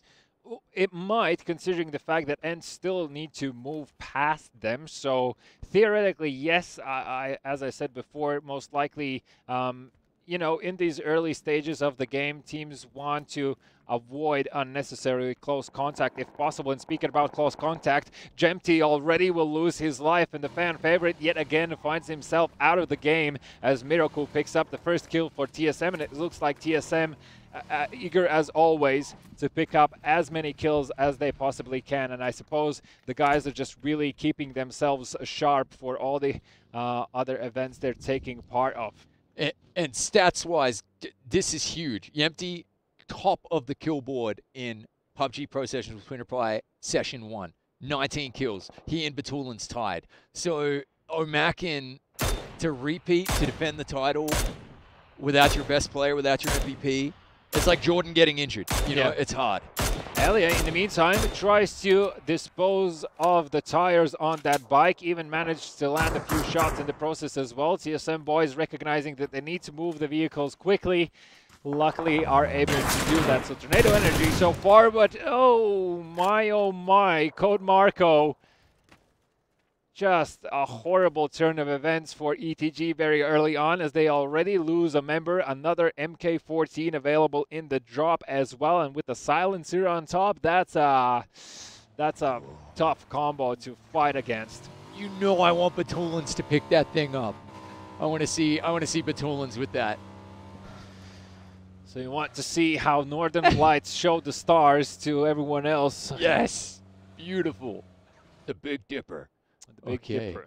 All right, well, a bit of a standstill as to be expected here initially. Now, again, touching on the subject of win streak, you know, they, as you said before, the talk seems to be really working for themselves, if that's what's been happening in the background. In the meantime, Wookie has spotted one of these Blaze players. Let's see if you can get an angle onto him, probably frustrated by the fact. Kar98, such a satisfying sniper rifle to shoot with. Goes for a few shots, and Tempest now exposing their positions. Rip9 as well, understanding that he's in grave danger, will move to the safety of the house. In the meantime, Ultra as well, trying to get more damage towards the Northern Lights guys, but they will quickly move away.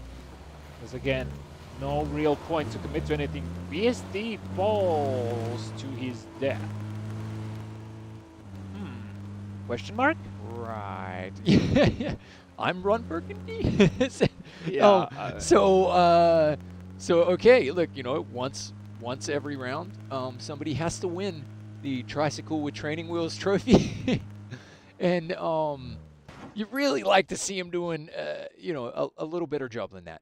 Hey, look, like at the end of the day, again, there's so much on the line, so many factors to take into account, so many things to think about whenever you're moving around. That these things will happen. Like, I mean, you see it as well in other matches where these teams are part of. There's a lot of cars being flipped in random locations due to just, I would say, random circumstances. When it comes down to it, you even sometimes see like accidental car crashes between the members of the same team, and that results in horrible ways. So again, communication, even driving around and sort of thinking like, okay, I have my teammates around them, you're not really still safe from them as well. Michael, in the meantime, gets an important kill, a headshot at that as well onto Orange. Let's see if he can finish him off and actually pick up the kill points for his team. In the meantime, so Etiquette Forever running around near school in that pool area.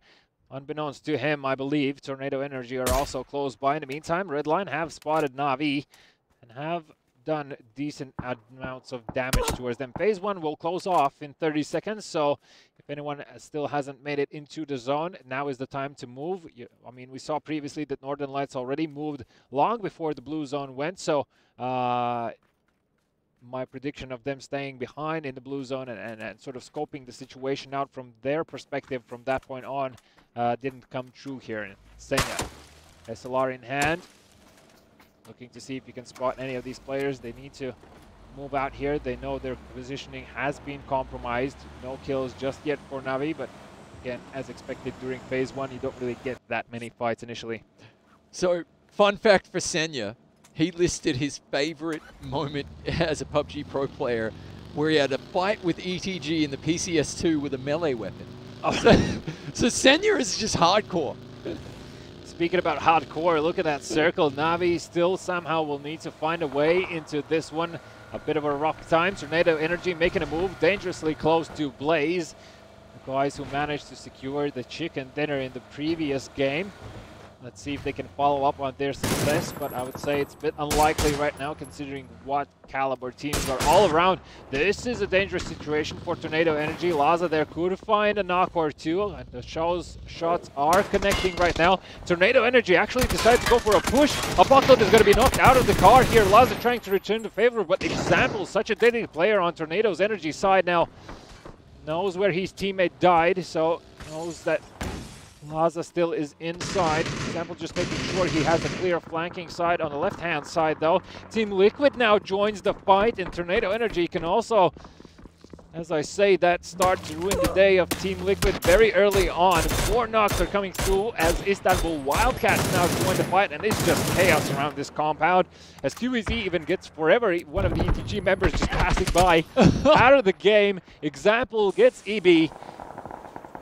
And it's just a horrible day for Team Liquid and Etiquette as well. Unfortunately for them, is going to be first team that's out, and that's Amaken finally showing up and picking up a few more kills for themselves. Example still wants to keep up the pressure onto Liquid here. Mexi still on the ground.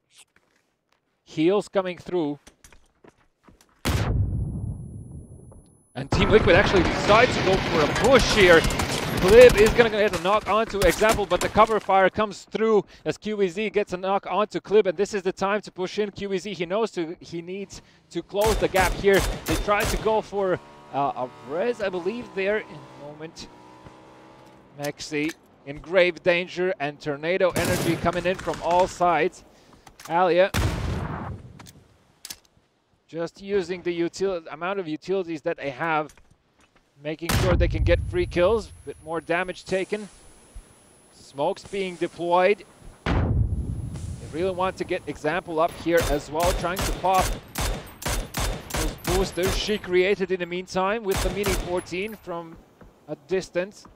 Not really connecting those shots so far, but still a dangerous presence to have. And James now seems to be just in prime position to say goodbyes yet again, as Team Liquid has decided to join in for easy kills, and unfortunately for them, it turned out into an absolutely horrible time right now. And Tornado Energy as well, 3 against 1. James tries to do what he can, but Tornado Energy will annihilate, as the game says.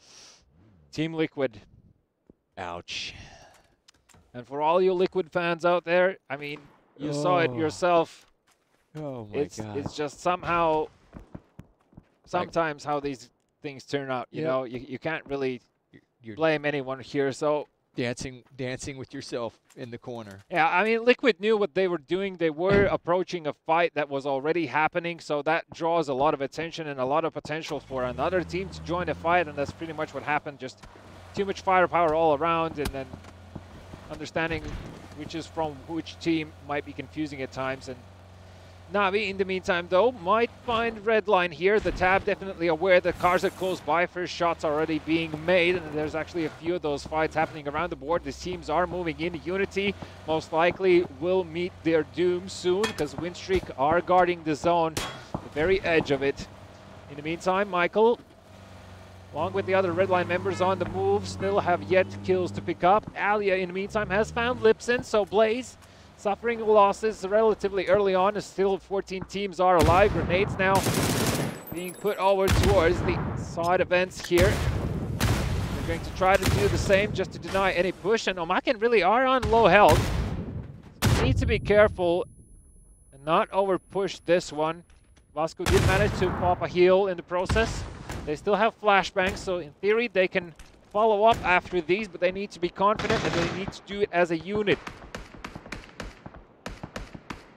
She Created joins the fight, and Istanbul Wildcats just ruining the day for ENCE. Omaken, understanding that ENCE are starting to lose players, might decide to go for a push here soon enough. They see the bullets zooming by.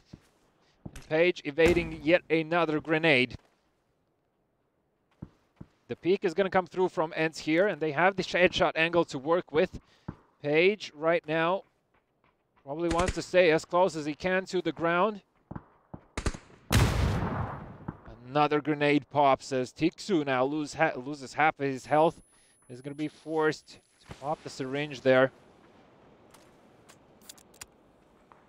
This is pretty intense. I mean, it's a standoff This between is a these. spaghetti So western. again, this is a game of chicken. Who decides to peek over the ridge line here? Tiksu does spot 2 of the Omaken members, so he knows the direction they need to go for.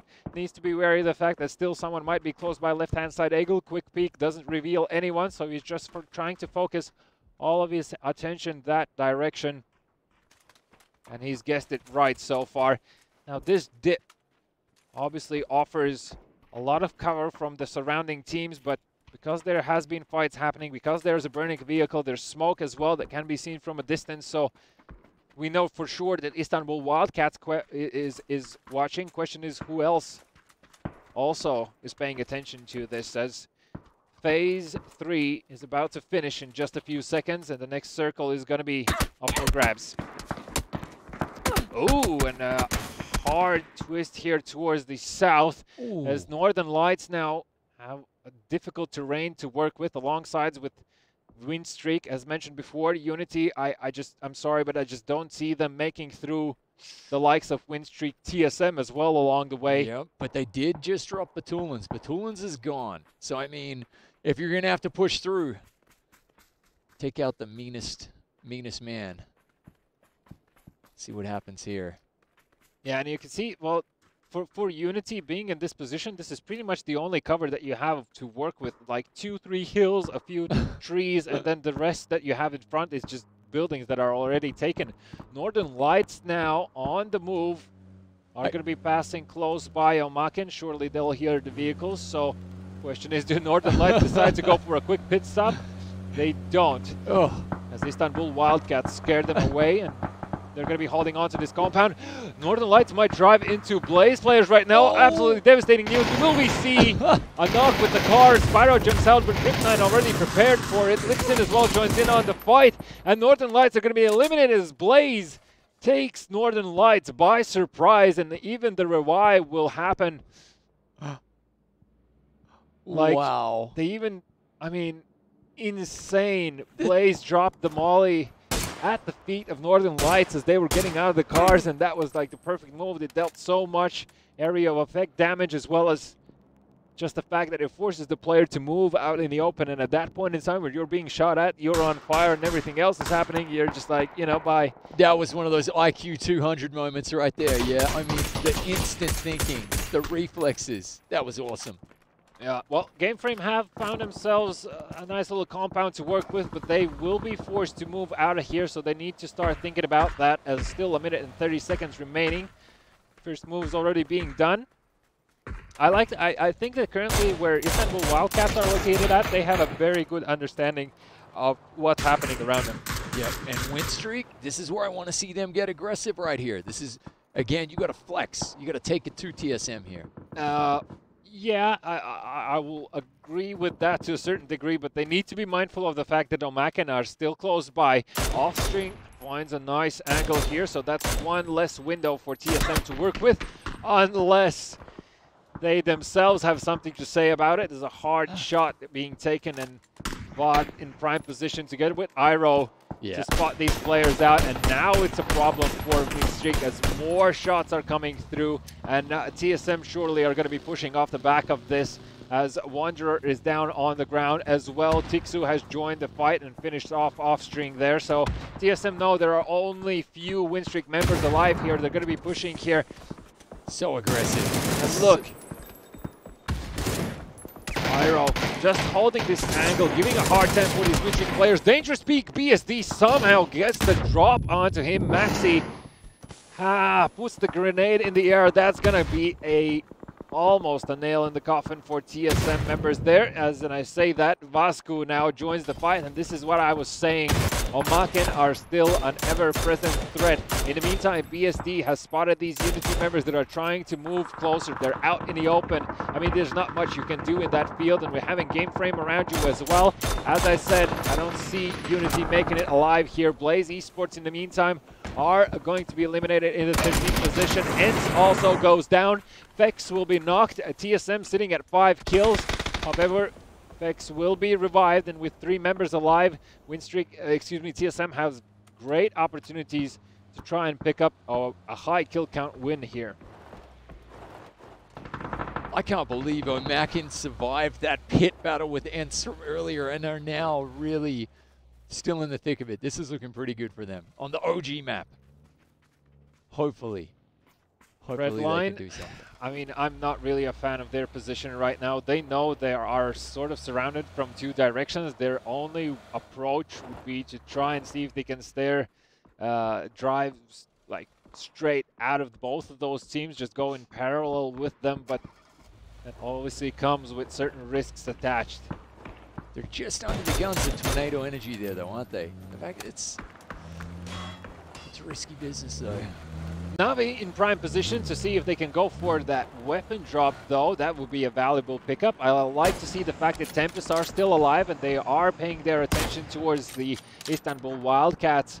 And Wookie, that almost connected, but I believe BSD managed to drop to the ground in nick of time. In the meantime, though, Omaken are continuously raining hell upon TSM as 2 members are going to be taken out, and TSM now have a lot on their plate. As Vex tries to stay alive, the blue zone hurts just too much, and TSM are going to be eliminated in that 10th position. Notably, though, they did manage to secure at least 5 kills, I believe maybe even 6. You can see the overall standings so far on the left-hand side of the screen here. Razor Edge, nice position. Yeah, these standings are not up to the moment, as in those are from the first 2 they're not matches there. Exactly.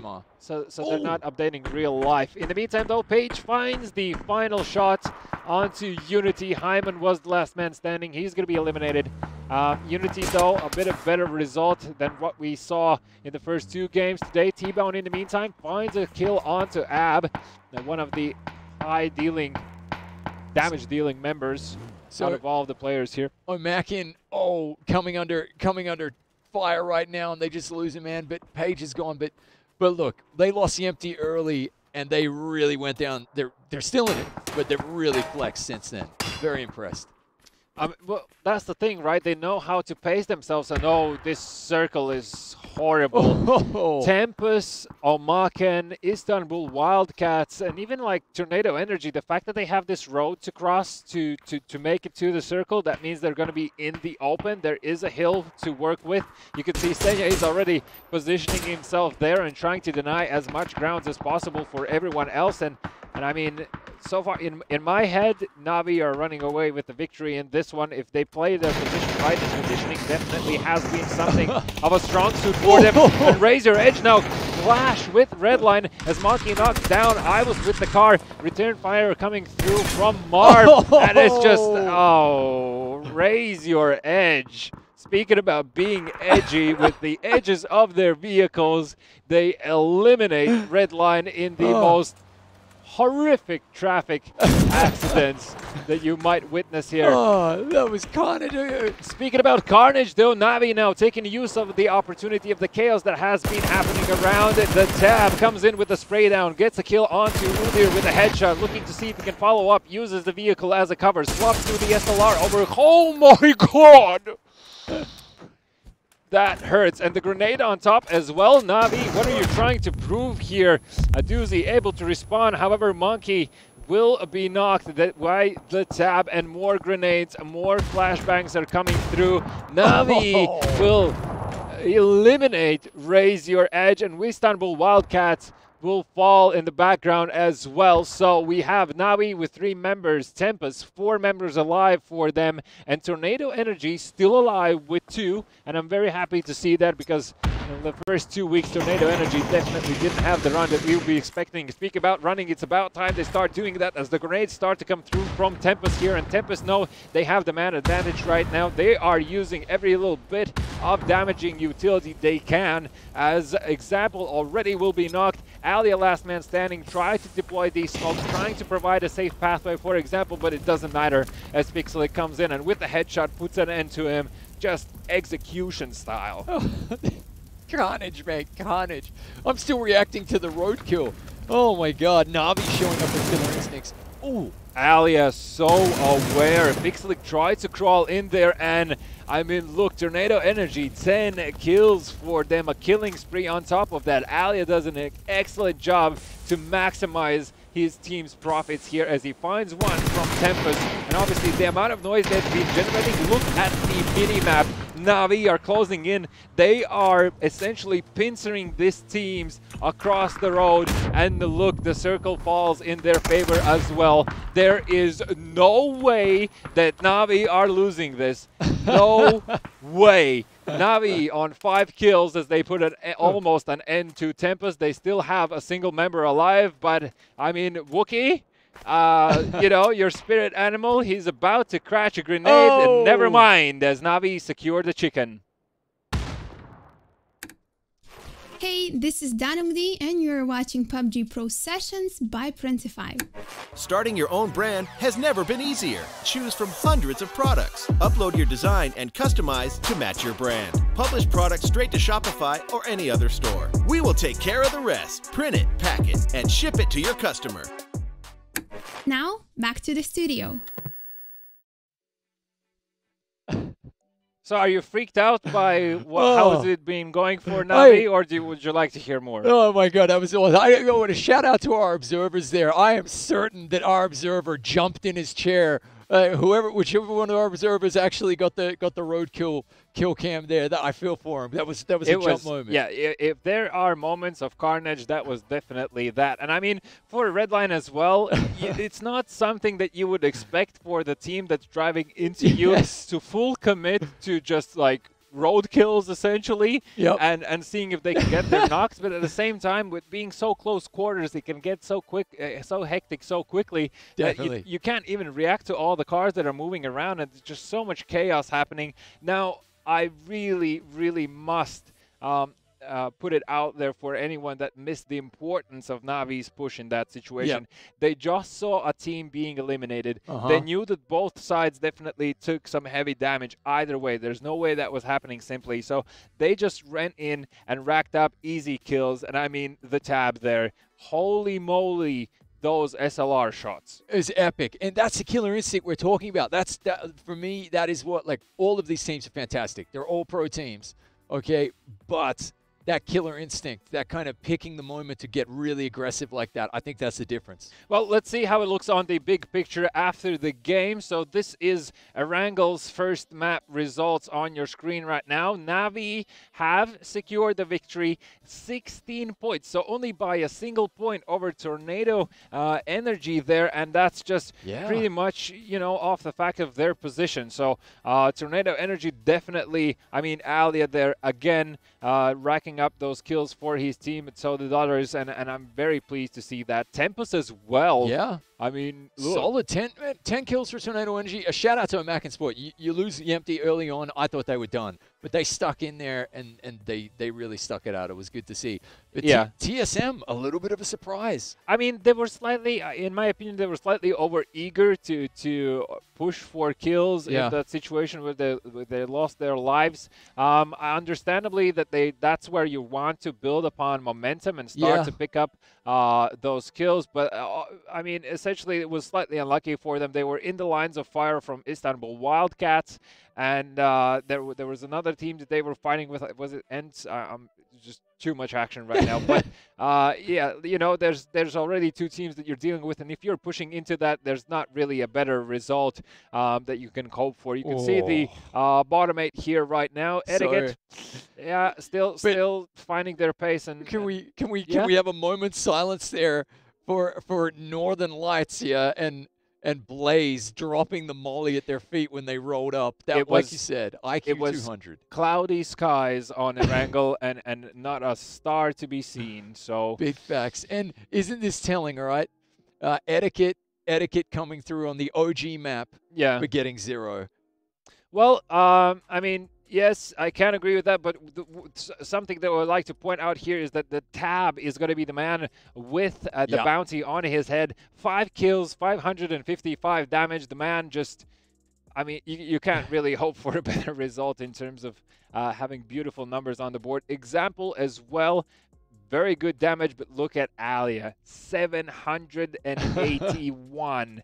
Almost, well, getting close to that 1K damage mark, which we so far, I believe, seen only out from one player during the first 2 weeks. So that's an incredible feat to achieve. And I mean, again, that moment where he waited correctly and predicted correctly as well what Tempest is going to be doing and waiting for that extra kill that he secured. Excellent job out of them. But obviously, everyone's eyes are going to be on Navi now. And off the back of this success in Erangel, they're going to be probably playing a bit more secure than they did so far. Because now they were taking risks. Still, they were doing that in sort of the middle section of the game. So probably it's going to be even slightly later than that. So let's see how that turns out. But before that, let's have a look at the overall standings. So today's overall standings are as follows. TSM still in the first position with 45 points, 30 kills to their name,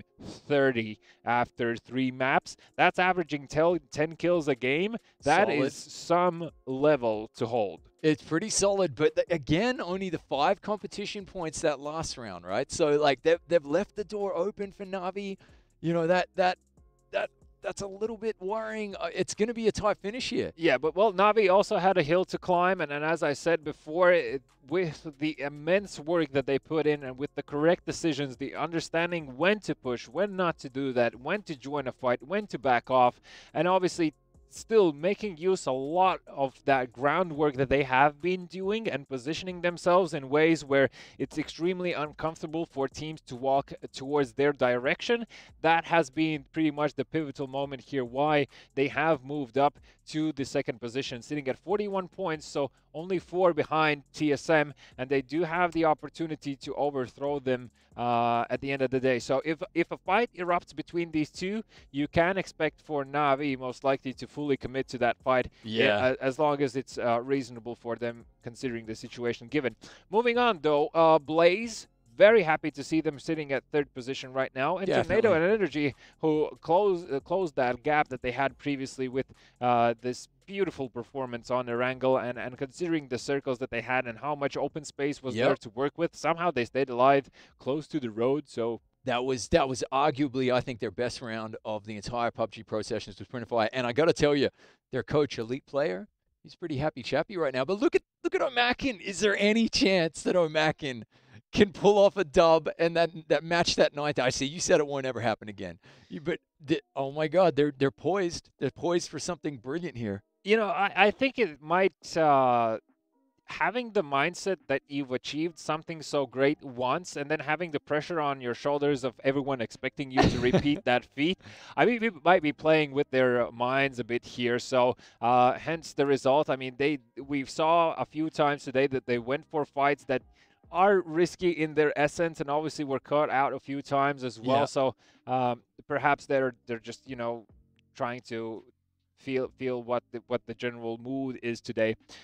There's Raise Your Edge and Northern Lights as well, sitting at 17 points. Win streak still holding on to the top 8, so definitely still happy to see them there, rather on the other half of the board. And speaking of which, well, you have Istanbul Wildcats there sitting at the 9th position. Tempus close by. Tempus as well. Mentioned them when I talked about the teams. Definitely wish them good luck, and it looks like it has come to them in the form of a valuable 15 points that they have. I would have expected more from ENCE, I would say. I think that overall aggression is fine from them, but again, today they have found themselves in situations where they even initiate the fight and it backlashes back onto them. So perhaps more thought should be put into what's the overall situation in terms of the fight that you're taking, right? Because like if you're taking an uphill battle, perhaps it's worth to look for a different pathway. Absolutely. And look, ETG, okay. Interestingly, the OG map, the Dr. Dre, Dr. Dre of PUBG map, all right, Erangel, and the newcomers get demolished. Get demolished on the OG map by the OG teams. So yeah, let's see what they can do with in this second Erangel, okay? Yeah. And I believe we have player stats there as well. Total. Those are total player statistics so far here. So Vex sitting at the top with 10 kills to his name and average damage per round dealt 604.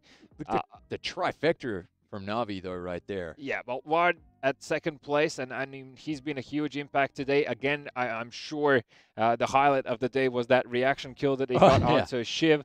As you mentioned, the trifecta from the Na'Vi players, and off the back of just the immense work and the kill count that the Tab has been able to put up for his team. Besto as well, so 6 and 8 respectively. Senya obviously an ever-present threat with the SLR. You know, these guys just are a sight to behold. And if you want to see like textbook PUBG, probably you want to follow Na'Vi a bit more in that sense, because their positioning and again the timings that they choose, in my opinion, is a safe and a balanced approach how they can do this. So we still have one more Erangel game to be played, and now this puts us on the board. So what do you think in terms of the approach here for TSM? Obviously, they want to still secure their first position. Na'Vi wants to overtake them. In terms of where they land on the map on Erangel, they're not far off from each other usually. However, most of the time you don't see their paths crossing early on. So do you think TSM are going to go for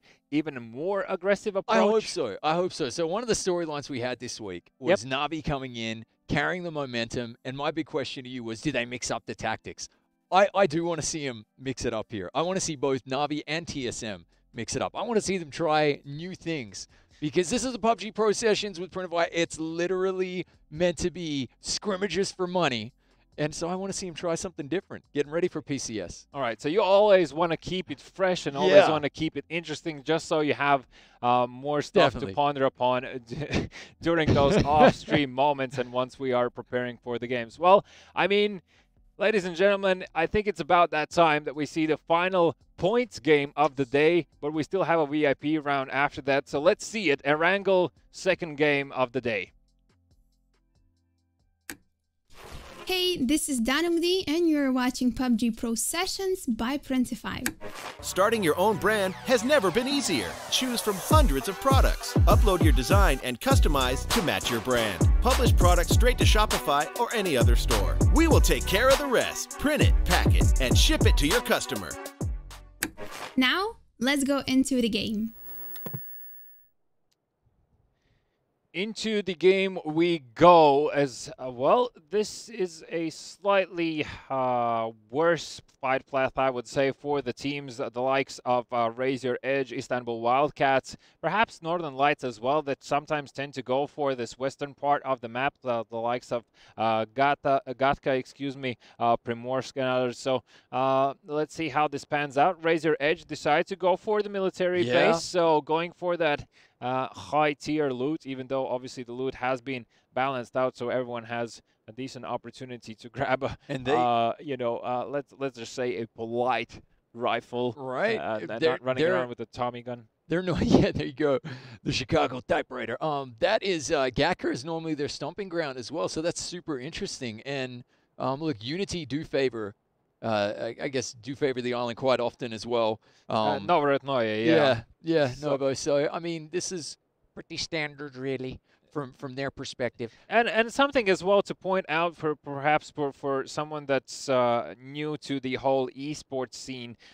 These teams have been playing between themselves for a very long time. So most of the teams, if not all of them, will be quite acquainted with where everyone else usually lands. It's sort of like, if you can imagine the map as a big sandbox, it's like split territory amongst all of them, and usually teams can predict where everyone will land. So the first circle is on the board here. Sosnovka still is in the circle, so Unity and Raise Your Edge probably are going to stay still on Sosnovka Island, just keeping it safe and scoping out where the next circle is going to be. There is a bit of a river, well, water, to be more precise, in the circle, so slightly less ground to work with. Definitely have seen worse circles in my day and even the week before, so not a complete horrible show, to not use stronger words, but you know, standard stuff.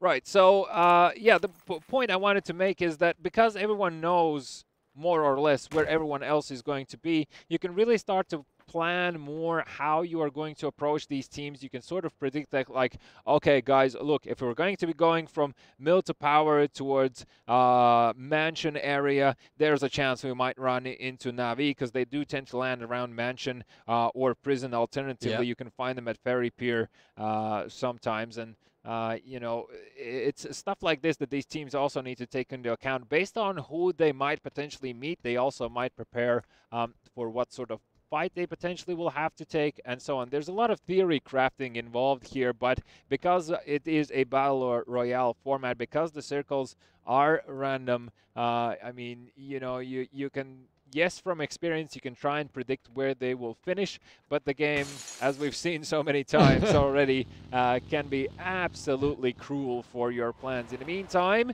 Raise Your Edge here, securing more loot to his name, and luckily there's nobody close by, so that buggy will remain with all of its tires. There you go, and this is our last esport round of today's proceedings, right? So correct. Again, anyone tuning in, the uninitiated, like, explain again. We saw the importance of vehicles in the last Erangel round there. Explaining the importance of vehicles, and again, like, what are they stacking up on? If you're asking this question to Raise Your Edge, they're going to be like, look, it's an instrument to kill people.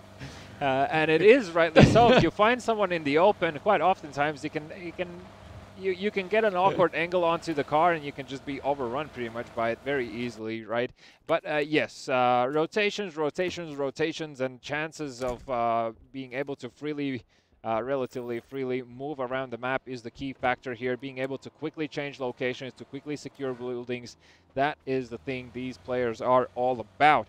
So overall, again, that's why you see a lot of them going for these cars. Team Liquid have one of the ETG members close by. They surely hear him around. Actually, two.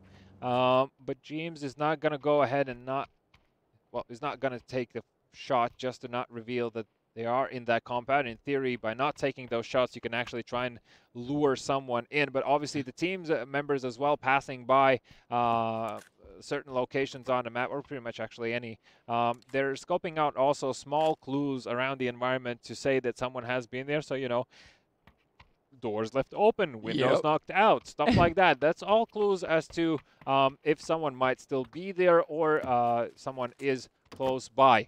Yep. Not just a trustworthy neighborhood. And here's the tap. Very deadly. Very deadly. And like, what's going? Razor Edge might meet Unity here. Do we Close have by. shots coming out? Combat already goes for it. Shot not really connecting, so spray was dealt good damage to the vehicle overall, but not enough, as Wookie will pick up the Groza third level vest, helmet, and backpack, of course, as well. Oh, I'm sorry, I just got distracted by the fact that Hewitt did manage to knock Udir. And ironically, from Raise Your Edge, who did get the vehicle kills beforehand, so now Raise Your Edge, see what that tastes like. I love that we're seeing the aftermath here of just this limp. Call the police. Oh my God, this caucus right there. Omaken passing by Blaze here safely. Are going to use the hill advantage to just scope out nearby areas and see if they can spot any of these members. Compat from Unity still eager to get someone out of the car, but the line of sight will be obscured. In the meantime, though, Nixus already has managed to find Shiv. And that's still more horrible news for Razor Edges. They already have lost 2 members, and I mean, there's no point really for Razor Edge to stop their car here at this point in time. It's just about get out of keeping Dodge. the members alive, get out. The problem is they're having a hard time approaching the bridge here as well. And for Monkey, I mean, very soon the panic will set in. He's out in the open and no chance of surviving that one. And okay, so they got the memo. They got the memo. Yeah. They're giving us what we want to see. Unity joins in on the fight as yet another vehicle kill comes through, and ironically again onto Raise Your Edge. So I feel like Raise Your Edge are not going to try to overrun anyone anytime soon, knowing that it comes back to bite them in the buttocks extremely soon, sooner than they would hope for. That was rather unpleasant right there, but sure. That's what we're here for, right? Yeah, nice compound taken by Na'Vi. In the meantime, though, flashback to last week. We've seen this hill before, and we know how this can turn out for a lot of the teams. Ends now in a gunfight with Game Frame. One of their members, Dex, is already laid down onto the ground, and Diggory, alongside with his teammates, tempted to push this one. They're peeking over the ledge here, but it can't really spot them out just yet. More grenades being used as Dex will be finished off by Tixu, and that's a kill to the name of Ents. They know that the cars are here as well, so Gameframe definitely haven't had any opportunities to leave. They would have heard them as well. Ultra will be spotted out in the open. Nice kill coming through. Tekers, though, returns the favor, but Gameframe will be eliminated as Skushke finds the final blow onto Tekers here. Hey, how was that not a kill? Comfort gets nail up, will turn around, drop a smoke for his teammate, as Pixelic will be taken out of the game as well, and Tempest suffering devastating early losses here in the hands of Unity. And it turns out Sosnovka Island didn't get to be a safe haven for these teams early on. Apparently a lot not. of kills happening right now. Phase 2 on the board for us here, and let's see what Destiny thinks. Oh, this is a nice twist towards Quarry and Gatka area. There's also a lot of open area to play with, so Ents, they might want to stay put with this one unless they decide to go for some specific buildings, because I mean, they're going to get an oversight of everything that's happening. At the same time, though, thinking about it, I missed that very quickly, though. It looked like Na'Vi lost a man there that she created, so I missed who it was, though. It was very quick. Tempest, Wookie, have a quick look around, see if he can find any cars. In the meantime, though, Northern Lights now, they want to eliminate Redline. The compound grenades, as always, being exchanged. Sparrow looking to see if he can find an angle onto Michael. He will go down a quick headshot, and Northern Lights keeping up the pace, not leaving Redline with any breathing room, not allowing for the players to reposition themselves. One of the Northern Lights members is very close to Michael, and he will stay alive for the time being. Ivas now, it's ring around Rosie for both of these teams. Spots deep on top. He will be knocked, but Tulins rains death from above, and what an angle. Definitely Ivas was not expecting that. Two members from Northern Lights are still down on the ground, but can be revived, and that is crucial if Northern Lights want to secure more points. Smokes will be deployed, the other Redline members are far off, and Northern Lights realizing it's quiet for now. They're going to go for these reses. The Tulins getting vertical right there. That was pretty epic. You mentioned Quarry. I'd love to see some verticality right here. Well, Quarry offers you only that and also extremely hard fights to take. So let's see if it's meant to be. In the meantime, Na'Vi, as always, textbook plays coming out late into the zone. Pretty much most of the teams have made their way. Unity surely... Well, Unity actually could be gate-kept by Tornado Energy here if they spot or have spotted the players early enough. They can hold them off. The only problem Tornado Energy is having right now, they're also in a bit of a gunfight with Omaken. And yeah, two members stuck behind a small hut. They get onto the buggy. One of them is very exposed as Jempty now goes for those shots, gets the knock. And even the follow-up kill, so Alia will be eliminated by T-Bone. T-Bone there. It looked like Wookie Bookie was going for a swim, by the way. Well, he doesn't have many options remaining, being the last member from Tempest alive, and somehow needs to make it over. Combat suffers fallish, perhaps got out of the vehicle too soon. You never know with these things. But yeah, that's unfortunate stuff for them. Blaze, not a bad position to be in from one point of view. Then again, it's a lot of open ground if anyone decides to peek over it. There's Wookie. Wookie trying to make it through the blue zone. Still damage he can work with, but zone closes off in 15 seconds, and he still has ground to cover as well on top of that. So he's going to be coming out low on health out of that water. In the meantime, the remaining two members of Redline doing a decent job of staying alive, making sure they direct a few shots towards the win streak boys just to keep them at bay. And it's just, whoa, this is very bad news for Unity. Tempest, Tornado Energy. Yeah, poor Wookie Bookie. Yeah, I don't like this at all. He's not making it. I'm going to tell you right now, I don't like that Wookie Bookie is doing a turtle impersonation and he's being left behind. Can we drop him a vehicle? Yeah, he should have been like a bird, not a turtle at that point, because that's the only thing that would save him. Win streak as well. I mean, sticking to their positions, overall, I like where they're at right now. They have a lot of open field around them. That offers a lot of firing opportunities all around the board. There's a bit of verticality for them to work with if they want to peek over from these buildings. TSM, this is a good compound to be in, so they just need to be mindful of the fact that there is a Na'Vi in those hills. And, I mean, it's already known for them as shots are being exchanged. No real damage dealt so far. And that is number 1 versus number 2 right there. So 45 points right now. As TSM, 41 to Na'Vi. As soon as the knock comes through, theoretically one could follow up on the other, but because where they're located at for TSM, it's extremely important to hold on to these compounds in general. So very little chance that they're going to be moving out of those buildings. And for Na'Vi as well, even if they get knocks onto TSM, Na'Vi have to cross open terrain, and that might be difficult. Look, we got trench warfare going on here. Look at this. All right, win streak. Win streak. In one sewer, Blaze in the other. Oh, here we go. Look at this. Northern Lights. That's Amazon Prime right there.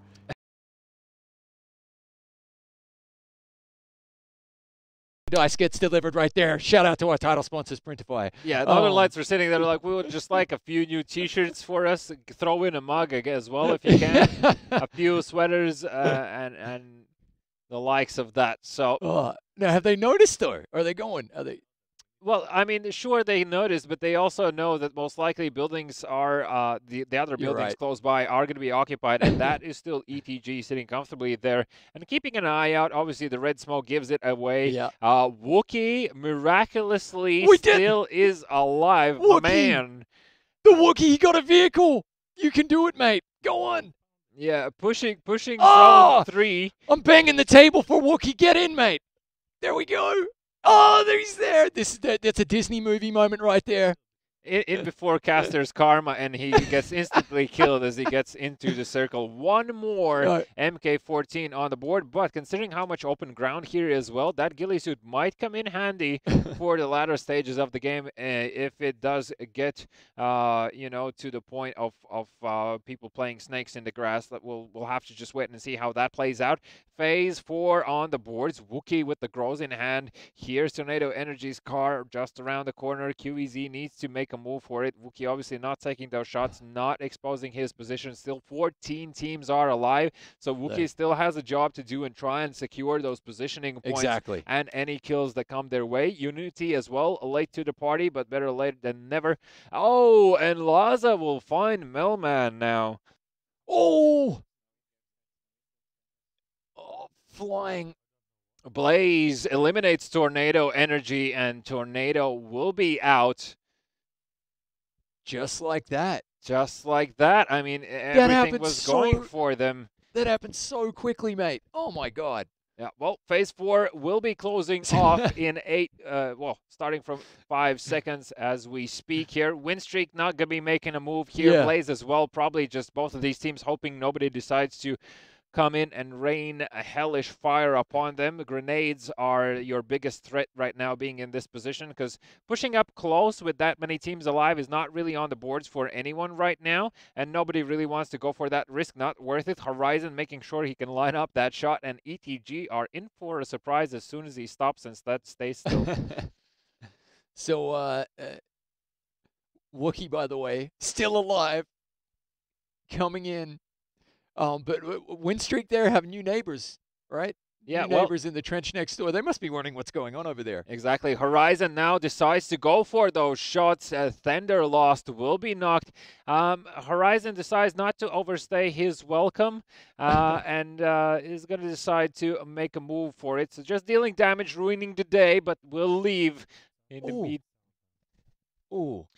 So Batulin's now in the meantime ruining the days for Omaken. As Offstring joins in there as well with the grenade. Istanbul Wildcats as well. So Omaken just like, why us, bro? Like, why? They're gone. Oh.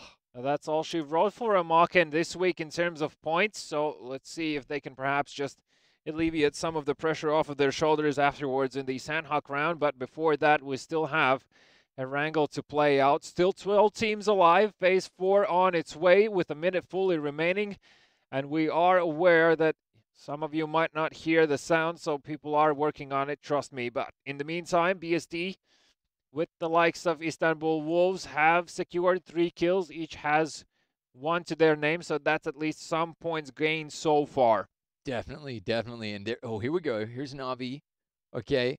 So Senya is gone, so yeah, and again they had TSM beneath them. Yeah, well, the Tab taking a dip into the blue zone correctly, and a nice move, but Wookiee just exposes his position, and Klib instantly follows up with a headshot, so that is going to be Tempest out of the board. Offstring gets 150 right there. That's the bounty kill, right? Win streak, exactly. There you Finding go. more and more success for themselves. Good to see. Securing the bounty, securing the cash for themselves, and obviously slightly unfortunate for Na'Vi. It seemed to be textbook plays around the board, and somehow they ended up being in between a few of these teams. So they have lost 2 players, still 2 alive, and I'm not disregarding them just yet. Unity as well have done an excellent job of staying alive, picking up 5 kills along the way. Initially, of course, humoring us with a few of those vehicle kills still back in Sosnovka Island.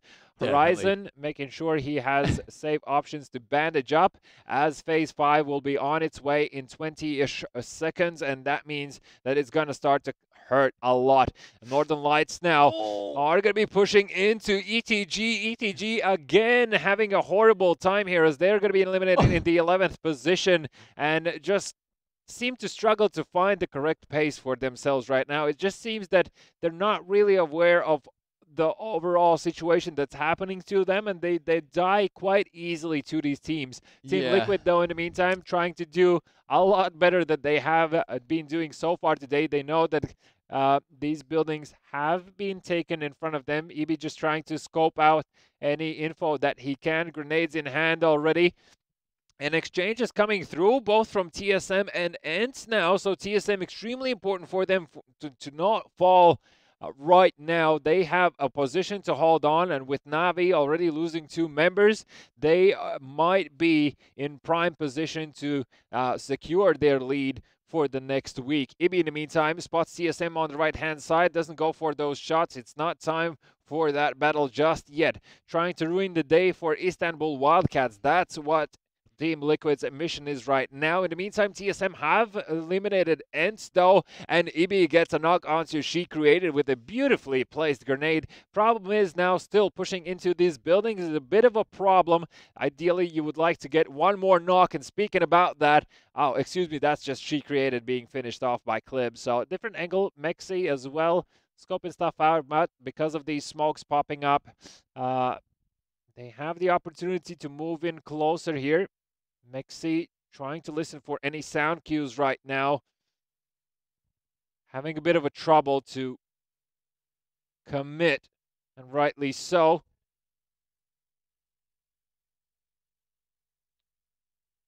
Offstring gets a kill onto Hyman. Cooking it here. And I mean, Team Liquid here, doing it, playing it safe, playing it together, making sure they can trade each other in case someone gets knocked, so they can instantly respond. And in the meantime, Winstreak have eliminated Unity, who did such a good job staying alive so far, providing us with highlights. Unfortunately for them, they're going to be out. So only 8 teams still alive.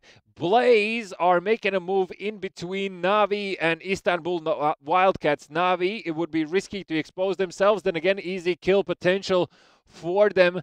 Let's see how this plays out, as Blaze even actually paused there for a second. Besto just trying to pick the right time when to pounce like a puma. This is it. This is the David Attenborough world around us moment right here. Absolutely. Well, Northern Lights in a long-distance fight with TSM, just exchanging pleasantries, but that circle is just horrific. There's so much open ground. So right now, if anyone did manage to pick up that ghillie, he's probably laughing to himself that he'll be able to hide a bit more. Besto has done a great job of staying alive so far. Now needs to make a move. Look at those chunks of health being taken away. Ouch. And he's going to now be moving in behind Blaze. He's going to be trying to secure at least some kill points to his name, hoping that easy knocks are coming through his way. He's currently in the danger of being exposed too much. Doesn't take the shot just yet. He wants to close down that gap.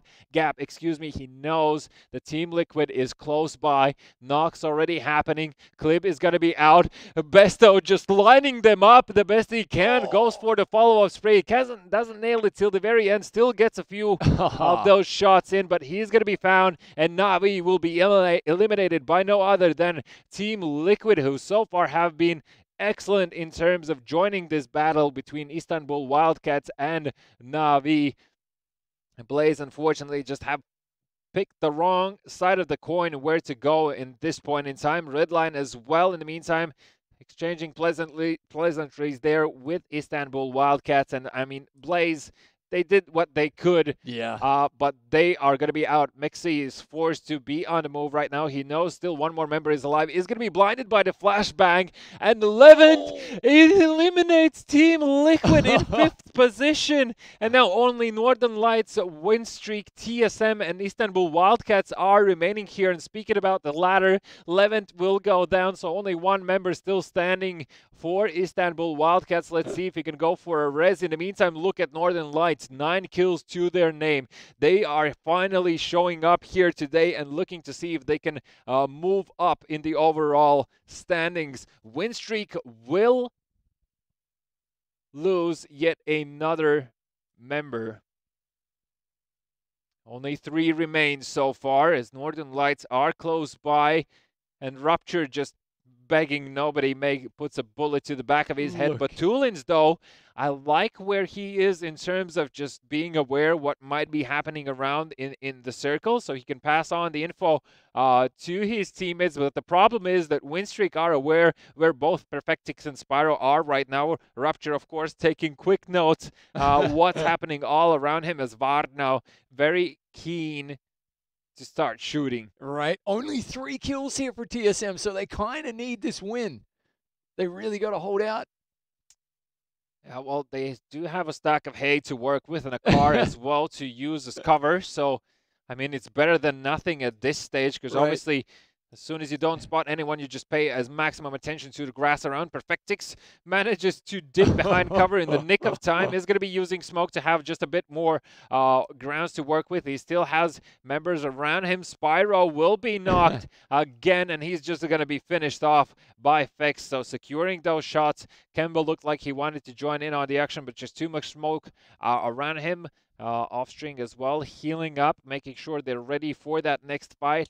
Phase 7, the blue zone will start to move within a minute, so not a lot of time for these teams to work with. And Winstreak are going to run into Istanbul Wildcats, last remaining member here. He tried to go for the car and dip in the nick of time, but Rupture will be eliminated, and that's Istanbul Wildcats out. So now only Northern Lights, TSM, and Winstreak remain, as Winstreak now starting to suffer the losses at the hands of Batulins, and he's looking to rack up more of those kills. Winstreak is going to be eliminated, and that is 10 kills, 12 for Northern Lights, an absolute killing spree, and it's now just a brawl between TSM and Northern Lights. The problem is what TSM have the man advantage. That grenade onto Fex is still good damage dealt. Smokes being deployed. They're starting to start to see if they can peek around these smokes. Perfectix still has cover to work with, but Tulins as well, just putting down more smokes and denying vision for TSM. An excellent grenade on top of Fex here as well. Mirko and Vard,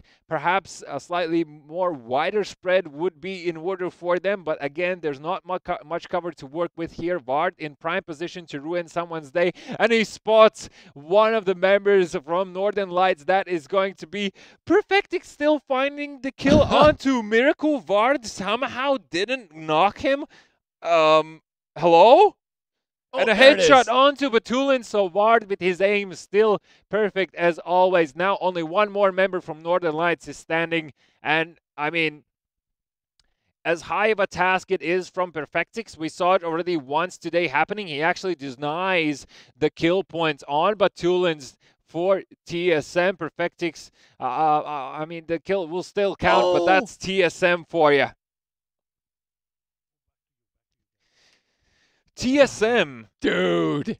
Look, second win of the day, such a high kill count. Obviously, the team behind the scenes is now rushing to add up the numbers so we can just make sure that that is the case. But, like, look, TSM, if last week was a bit of a silent performance from them and they're just, you know, lurking in behind the scenes, then this week they have showed up with such a force to be reckoned with. Exactly. Thunderous. That was a Thor moment right there. They just keep clapping into the competition this week. Lightning everywhere. But hey, Northern Lights there, 12 kills. The last I saw right there, they had 12 kills. I think they ended up with a few more. That was really impressive. Win streak. Pretty sure they were knocking on the door. Happy days, like, I mean, double-digit kills right there. they're in with a chance next week. So Winstreak definitely have seemed to find a lot better pacing for themselves, and we can only hope that that is going to be the case in the week to follow. So for TSM, again, this just goes to show that the level of play these teams are able to bring to the board is just insane. Last week it was Omaken. This week it is TSM. Well, what's going to happen next? Is Liquid finally going to come alive and show everyone how's it going? Because, like, I mean, overall, Liquid have been having a very rough time, not only here, but also in PCS. So it's just... Right, but we're not throwing shade. I'm just saying we want to see the best. We want to see the best out of Liquid as well. Imagine like Omaken, TSM, Liquid, and who else? Tornado Energy as well being on, like, top performance levels. That would be quite the sight to behold, but we can only dream of that. As duking it out, it would be epic to see. I want to give a shout out. A couple of notices I saw there. Yes. First of all, more vehicle kills. I feel like maybe we should be adding vehicle kill bonus points to the next PUBG Pro Sessions with Printify. Okay, and Batulin's doing his best impersonation of Spider-Man. Well, okay. Well, let's see how that impersonation played out in the overall picture after the second game of Erangel today. So it's actually still Northern Lights that, off the back of the amount of kills that they had, they secured the victory here. So TSM, whilst nice try, it's still not enough just yet. So 12 kills to the name of Northern Lights and securing the first position. TSM still in second place. That still is extremely good news with 16 points in their pockets. Win streak, again, getting closer and closer to those top positions with 14 points in this game. Istanbul Wildcats, 10 points to their name as well. Blaze, still super happy to see them within the top 8. Yep. Team Liquid, at least it's not the bottom 8 where they're at currently. So, true. Unity and ENCE as well so far. I mean, Unity, we had overall low hopes for them initially, that they showed they can, and now I just don't know what to think of them anymore, but still on the boards, still performing and so on. ETG in this game did manage to finish higher than last, which is great, but 2 points is not enough so far, and same goes for Tornado Energy here as well. Only 3, and I was expecting a bit more off of the previous game that we had. So Blaze did a great job. Win streak, awesome. Navi there with only 2 competition points. Yeah. Interesting. But here come the player stats from that last match right there. Batulins. Yeah, 805 damage. That is the highest we've seen so far then today. And I mean, the Northern Lights, again, the long-range fights they have been taking so far are extremely crucial for those damage numbers. But Winstreak Offshing as well, an excellent performance here. Wanderer as well, a teammate of his, 522 damage. So the average damage dealt per round, definitely statistics in terms of the overall stats are going to be very interesting at the end of the next week. But until that, we need to still get there. Vard as well, still showing up here on the high damage numbers, so always a pleasant sight to be seen, and getting those headshots through and through. Chris, like, we still haven't seen the overall standings. And would you like to have? But my monkey math is kind of telling me that it's going to be interesting. What I like is like win streak. I think win streak are going to be creeping into the top 4 if I'm not mistaken right here. Oh, that was pretty impressive. And I also just want to say like I really never ever want to upset Batulins. That guy just seems dangerous. Ever. Like never borrow money from Batulins, but man, we need to see these final standings. Any second they're going to be coming through, and TSM kicking butt and taking names. Let's see if TSM can hold on to the lead. Is Navi overtaking them? No, TSM are still solid. First place, 61 points to their name, 36 kills today. My lord. Navi in second place with 43 points and no less of a feat. Still slightly less kills for them, but again, that's just off the fact that they prefer to stay out of those first fights, whereas TSM, at least today, seem to be grab grabbing any opportunity that they can. A big surprise, I would say, is Blaze, that currently are sitting in the 3rd place in overall standings. It hasn't gone too brightly for them previously. Last session, they finished off in the 8th position, so looking a bit better here, and always happy to see that. Still off the back of that, they managed to secure a victory today, and got 22 kills, so did even better in that sense than Na'Vi if you're just looking in terms of wins and kills. But obviously positionings are important. Northern Lights, dude. Northern Lights 35 looking a solid. point behind Blaze. So Northern Lights are definitely not out of this one for sure. And next week, you can expect both for Northern Lights win streak, Blaze just amping up the pace, Na'Vi as well. TSM probably next week are going to play slightly safer. Everyone still has a bit of a chill round in front, and we'll get to that in a moment. But Tornado Energy definitely doing better than great to see than the first session. So they're breaking into that first top 8. Istanbul Wildcats still there, and because ETG is not here so far in the top 8. Your previous statement about them being the kings of MEA. Yeah, that still stays true. Omaken, well, as we mentioned in the beginning of the stream, we were expecting a bit more of a performance coming out from today, but like you all were here, you saw how it went down. It's just a few moments just didn't turn into their favor. Team Liquid, what's happening? I don't know, and Unity, I don't know. ETG, we said they were the new kids on the block. They were going to roll up and maybe pick a fight with the biggest kid in the yard, but they just got... I mean, they tried. Yeah, like first game was very promising, but after that, it sort of went downhill from there. So perhaps they're trying to, push a bit further than they can now. They're having their lunch money taken from them. That's it. It's not looking pretty. But can I got to say, 36 kills for TSM. To put this into perspective, okay, there was a 19-kill round from Omaken last week, and they finished with the victory and 60 kills. Yeah. 60 kills. And in the first week, the continuity we're seeing from TSM with 36 kills. I mean, I'm sure that will transition into the next week, but Na'Vi will have plenty to say about that in Northern Lights as well. Blaze, if they're lucky, they and can hold on to their positions. That is obviously great news for them. Now, we're pretty much done with the serious business. Let's see. I don't know why I separated that. It's just, I'm weird. We do have Sanhok on the board. But before Sanhok, we actually have something even better than that. And we need to hear from the lady of the hour herself. Yeah. That is Danuk D, our special guest here in PUBG Pro Sessions with Printify. And I mean, we have a few questions to throw her way, and not to ruin too much. Let's just find out first. Danuk D, are you on the line? Can we hear you? Hello, Danuk. Salut. Oh, she can't hear us. There's a bit of a delay probably happening. Danuk D, unmute me. Okay, right. Technical difficulties. Well, we're going to solve that as we go. The VIP round, though, to the uninitiated, to anybody who hasn't tuned in the last 2 weeks. Explain to us what is about to go down. We are about to see the most dangerous game of tag you have ever seen. Basically, Danuk D is the VIP. You have 16 of the best teams in Europe, best PUBG teams in Europe, all chasing Danuk D to try and tag her with just a very gentle fist bump. And don't worry, they'll met up afterwards.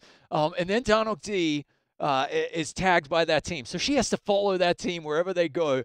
But as you'll soon discover, she doesn't have to play fair. She can pick up a pistol, fire it off in the air. She can throw smokes.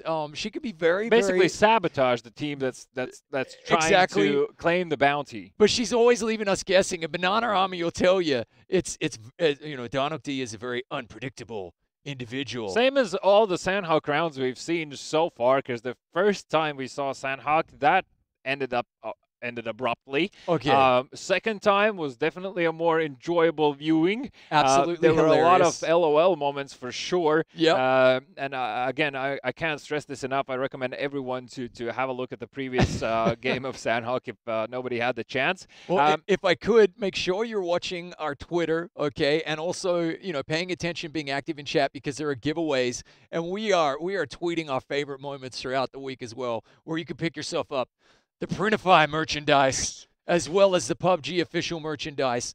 So make sure you're checking that out. But yeah, it was pretty funny last week. I think my favorite moment, I want to say Redline destroying Ents in the forest with the Fists of Fury. It was fists only. So anything goes, guys. Yeah. You've just seen 4 pretty intense rounds from 16 awesome pro teams. It's time to see something that you cannot predict in any That's way it. how it will play out. Now, for Danik as well, I mean, it's pretty much everything is allowed apart from killing the players Exactly. that are tagging her, right? So, as you mentioned before, she can start firing off random gunshots to draw in attention from more teams. And as well, just explain to me, how does the money system work here? Because there's a few $100s up for grabs. Okay, so basically, there's 50 for winning the round, full stop. Okay, whichever team comes first.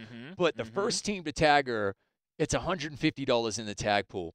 Every other team that tags her, we're splitting up the 150. So that's the way it's going to work. If some team were to be able to tag Donok D, and then end up winning without giving up their tag, they keep all the cash. They 200 keep all the cash. $200, and if I could say, you should definitely be sending like a bouquet or something towards Donok D as well. Something a little nice. Yeah. Well, I mean, last week we saw her sharing her meds and everything else. So I think we're just about ready to jump into the game. The call, it will have to delay that one, and we'll speak to Danik D after the game. So as everyone is preparing to jump into the game, just to briefly touch what I was saying previously on, Sandhawk, already a pretty interesting sight to behold in any esports event, because it's not a map that you usually see, and that's why we added it as a fun round. I mean, and even for professional sports, right? Like, I mean, real sports as well. After any intense match, you still need that cool down period. You need to de-stress your body and everything that has been happening. The same goes here as well after so many intense matches. And again, I can't believe the performance from TSM we saw. Awesome. And now TSM get to relax. This is the Matthew McConaughey. Let's see if they want to just grab all the cards here today and grab their princess and secure her in a tower somewhere as well. Absolutely. So I think we're just about ready to go into the game now. Yeah, we're just waiting for the players to jump in, and as soon as that's possible, we'll jump up. Yeah, predictions. Let's go with that. Predictions on Donok D tactics, though, because week 1, she tried to find a glider but couldn't. Yeah. Week 2, I want to see more vehicular. I want to see the Donok D mobile. Have you not seen enough of vehicle action today? Now we want some chill. We want some chill vehicles now, though. We want like Donok D in a glider taking to the skies, or just a tuk-tuk, that which would be absolutely hilarious. And we did actually ask Donok D, has she ever driven a tuk-tuk in real life? And she said no, but it's on Shocker. It's on her. Shocker. It's on her list. The next trip to Southeast Asia, apparently. So. Pictures or didn't happen. happen. Have you driven a tuk-tuk? Of course, I'm Australian. All we do is go to Southeast Asia and crash tuk-tuks. So yeah. Are they cheap at least? No. Oh, because you bought a few already. No, because when you crash it, they make you pay for it. So but anyway, I think we're just about ready to go into the game.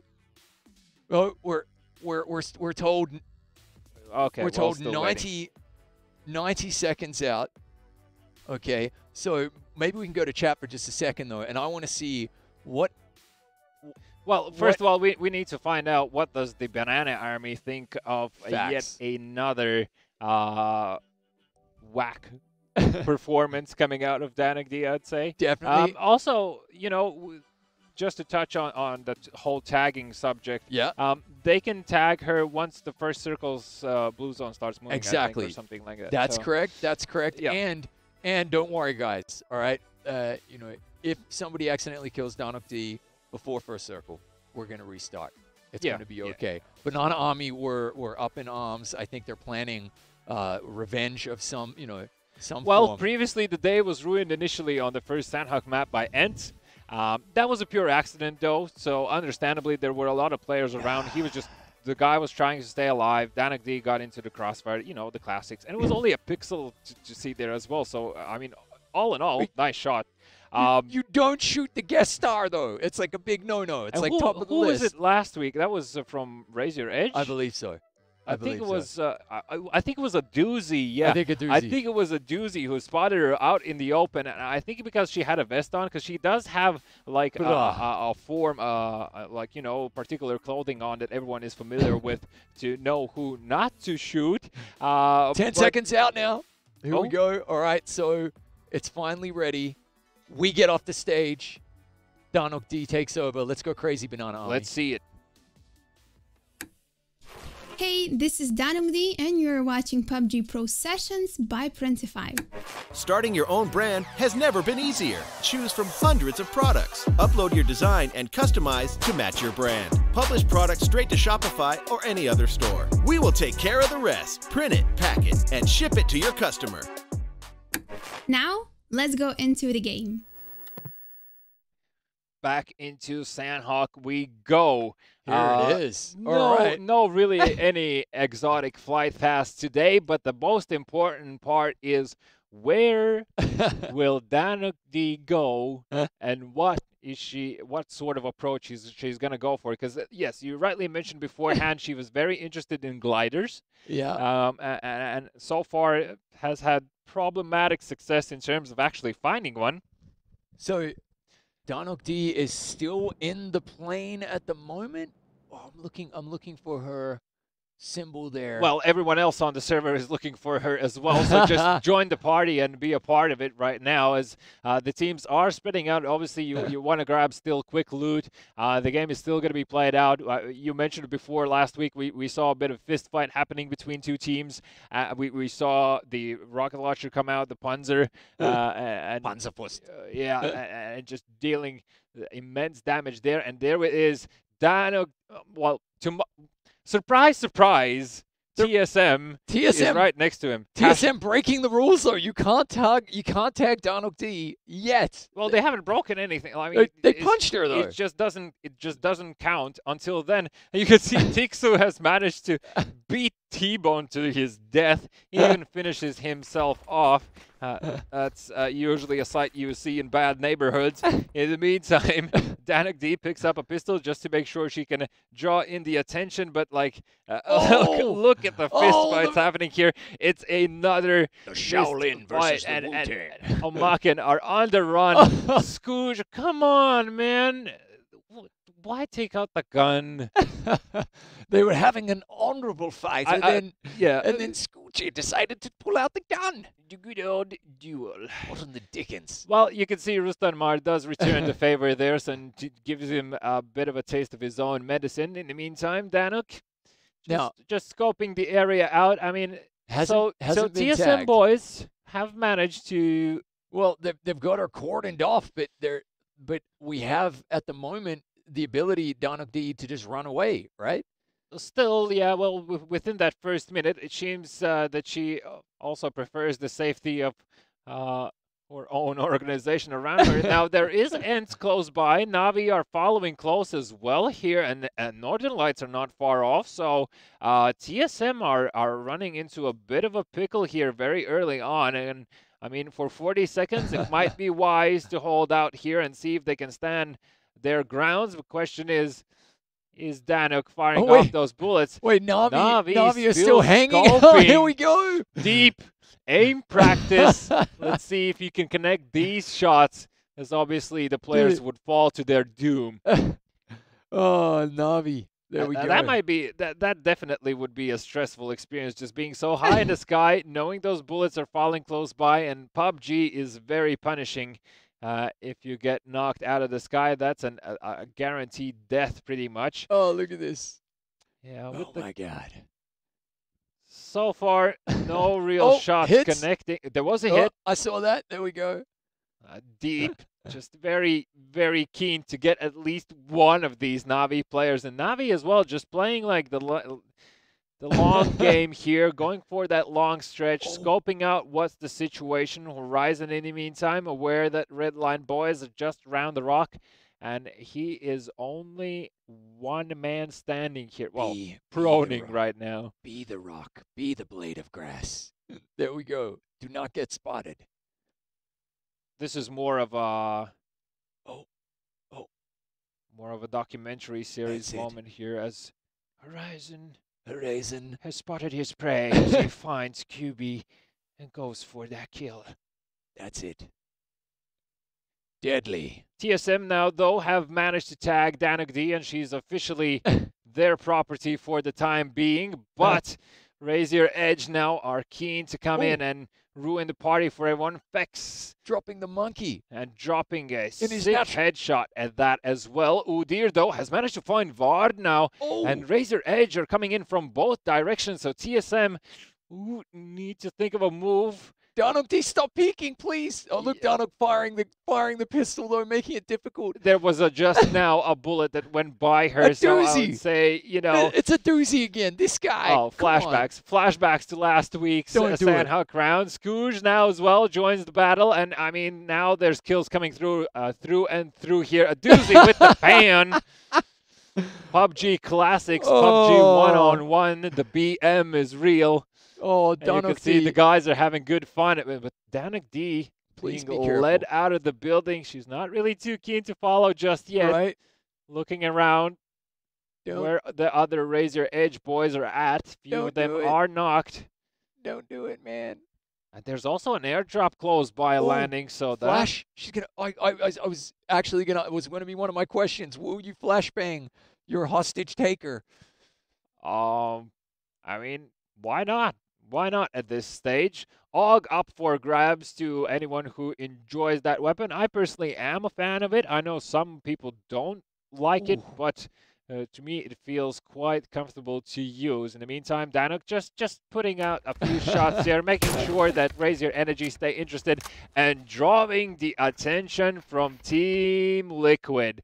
So TSM being very bad hosts at the moment, not even dropping any meds. I'm not a big fan of that.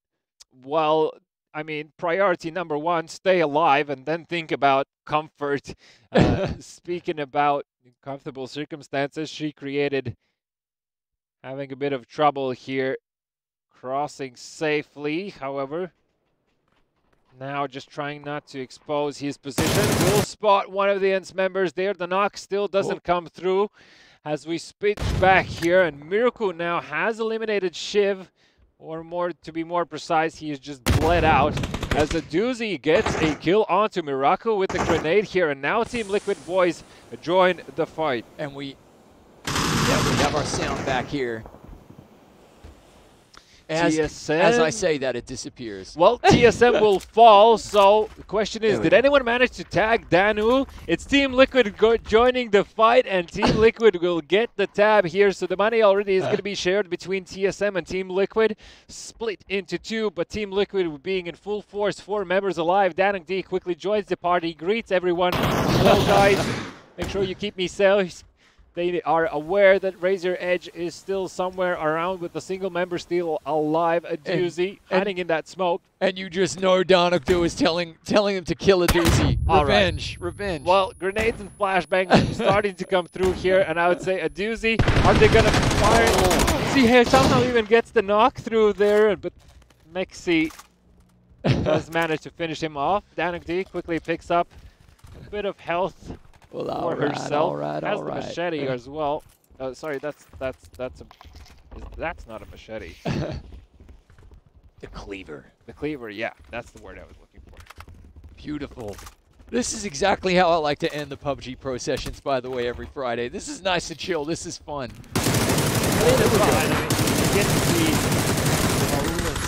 Like, if there was one dude on the map you didn't want to get, like, you know, a mobile armory to, right? You didn't want to trust him. Yeah. The most murderous man. Northern Lights approach here is very simple. Just arm yourselves to the map, and then let's see what they can do. They're even going to go for the follow-up ban here as well. And getting to see what else is going to fall out of this beautiful truck. Okay. Na'Vi. Na'Vi on the meantime. Yeah, just grabbing a bit more loot for themselves. Phase 2. So a reminder right now then, the prize pool is split, the 150 for the tag, between TSM and Team Liquid. So they've each got $75. Yes. Okay. And a separate 50 will goes to the one team that is going to secure the That's victory right. here on Sandhog by securing that chicken. Right? Yeah, and you know what's pretty fun, though? Yeah. If Darnok is still alive at the end, she gets to, I'm pretty sure she gets to execute the other team, or is it the Yeah, other way around? if Danuk is still alive while the other last team, basically, let's put it this way: if Danuk is alive and one more team is alive, Danuk gets to just execute them for the sake of fun of it. So That's it. um, For cinematic purposes. Ivy, in the meantime, has managed to find a kill towards Istanbul Wildcats, and they are suffering losses. Danuk D is like, look, She can run. She can go wherever she wants within reason, you know. exactly. So as long as she doesn't stray off too far, she is in a good position to see if she can ruin the day for a few more of these teams. You can see Team Liquid here, obviously, coordination is on point as they get to PSD. She created, does manage to get a kill onto Crib. And Blaze Esports in the meantime are going to be eliminated by Northern Lights, if I'm not mistaken. ETG as well have managed to find Tempest. Istanbul Wildcats will be eliminated by Team Liquid here. And Danuk D with the cleaver just greets everyone, says hi. What happened to you? Did you fall? So ETG are still, look, dropping some She dropped smokes, even smokes, helping out. Look at this. What a fantastic hostage. Look, I'd like to see ETG maybe get the win here, you know? They struggled. Yeah, struggled. so a little prize at the end of the day. Wouldn't be Consolation bad. prize. Yeah, exactly. You know, something to smile about. Definitely. Well, I mean, one thing that we haven't seen, at least not this week, is the vehicles that we talked about beforehand. Batulins takes a shot from Kemba. The two boys are close by, and Spectix comes in to save the day and to make sure Batulins can peak safely. So they're going to finish off these Win Streak boys. Offspring, though, still keen to return the favor, but Batulins is there to trade. And, I mean, look, Northern Lights have managed to secure 7 kills for themselves, and they're just going after those $50, you know, they're going over also. Why not? Well, everyone else in the good old-fashioned way, just like, you know what? Bullets. We'll just take the fight to you. Oh, here we go. AWM Oh. and Besto from Na'Vi is going to be grabbing that one. That's it. On your bike, mate. On your bike, you need the jet ski right there. Yeah, bit of a would help out. Phase 3 is going to be closing out in just a few seconds, so Team Liquid obviously need to make a move, make it to the next zone. Tornado Energy in a bit of a brawl with Unity. You can see one of them is, well, just hoping he's going to stay alive after that one. Na'Vi. The ruin's getting pretty hectic right Well, there. with the AWM in hand, that position, and knowing nobody's behind coming in from water, they have a very good position to deal some damage and go forward as well in that range. They're flying pretty much straight. Example, we'll just continue wrecking Unity here. Easy like right there. Yeah, so far so good for them. The circle as well so far is not moving that quickly, so still 1:30 for everyone to make it in. Ents with 5 kills to their name. Highly unlikely that they will stay alive for the duration of this game. But Coming up behind Na'Vi, though. Oh. well, he might find a flank, but he still needs to approach these buildings. He's going to try to do that from the beach side. Now he should spot them. Doesn't pay attention to the players just yet, and the shots are coming through now. The tab gets a few tags in, doink, and that's all she wrote for Ents as they finish off in 10th place. Northern Lights now have found their next victims in the form of Etiquette. All right. And Team Liquid doing a good job of protecting Darnok D right now. Yeah, well, Etiquette, I like the fact that they're still standing strong with 4 people alive. Question is...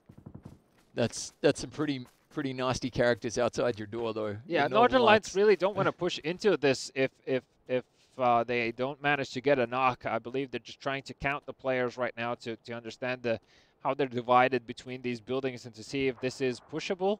Again, no overall standing points are being granted to anyone here. It's just pure money and a bit of fun.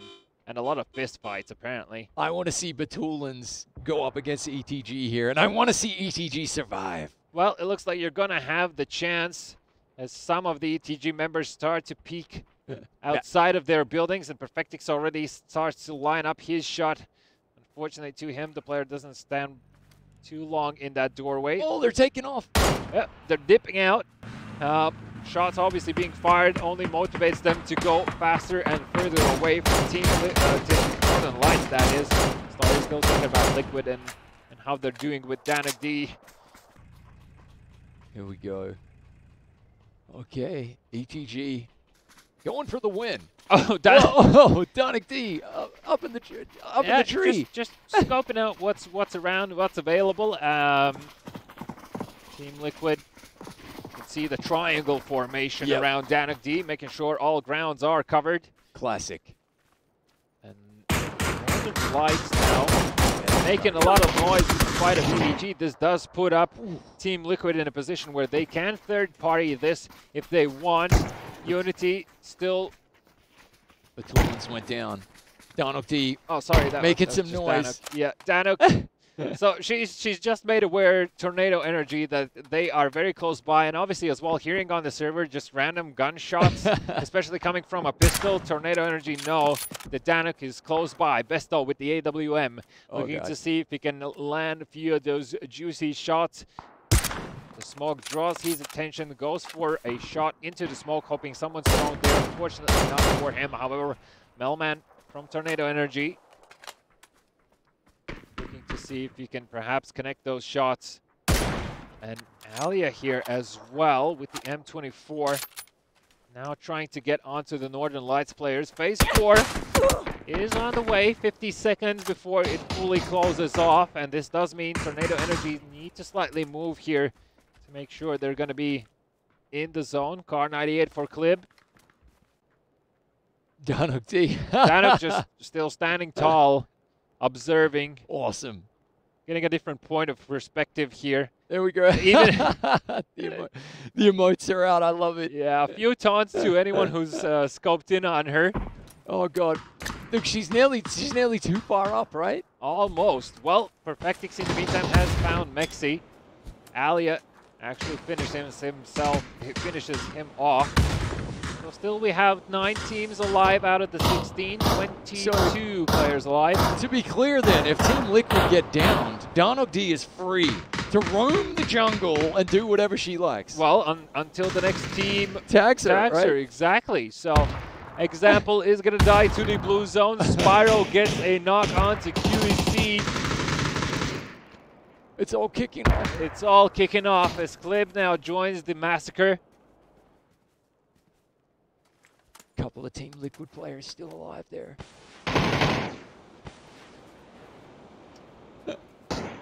Now you're just waiting for Danuk D to drop like a well-timed flash, right? I mean, I'm just hoping that as the circle gets closer and closer, that she's going to be alive to finally make it to the final circle and to greet the victorious team. However, Team Liquid still has 2 members alive, so that is Ibi and Clib. We're going to try to fulfill their mission, their destiny on Sandhawk. But Alia close by to ruin the day for Northern Lights. Unfortunately for him, that is not Team Liquid. So he's going to back off of that one as well, not knowing what hides just behind the hillside here. EDG have secured a compound for themselves. Nice job. Northern Lights as well can hold on to theirs. You can see. Oh, Ibi is going to fall to Perfectix, so that leaves only Clib alive, if I'm not mistaken. And that means Danuk D still has 1 member of Team Liquid to follow. In the fog of war, though, she doesn't even know where he is. Oh, no, there we go. Wait, maybe? There we go. They have rejoined. United! She's gonna share some meds. Yep, first aid kit. Oh, such sportsmanship. Danuk D Doing the Banana Army proud See, right there. So there are upsides of having her on your side as well. And speaking about that, Melman will eliminate Clib. So Melman's going for the tag, and he's gonna be knocked by Perfectix as Northern Lights now join the chaos. Question is, are Northern Lights even aware of the fact that Danak D is available? Melman tries to go for a bump, but that's not really a tag right now. No! Perfectix! The criminal of this week. How could He you? eliminates Danak D. Now, with the fact that Danak D is out of the game right now, you can be sure that his teammates are not going to go for this revive as Alia finds Perfectix. But Chris, now there's a few points to address right now. Yes. Now that Danak D is out of the game and still trying to fulfill the dream of staying alive. I got you. The stat man has you. Okay. Basically, that's $75 a piece. The $150 pot is being split between Liquid and TSM. Okay. So that's off the board, right? Yeah. Okay. Northern Lights Perfectix cannot win the $50. Okay. So even if Northern Lights win, they don't get the cash. They get nothing. You get punished because they killed Danak. You kill Danak D, you get no soup for you. No soup for you. You get nothing. Okay. Okay. So shame on you, Perfectix. Shame on you.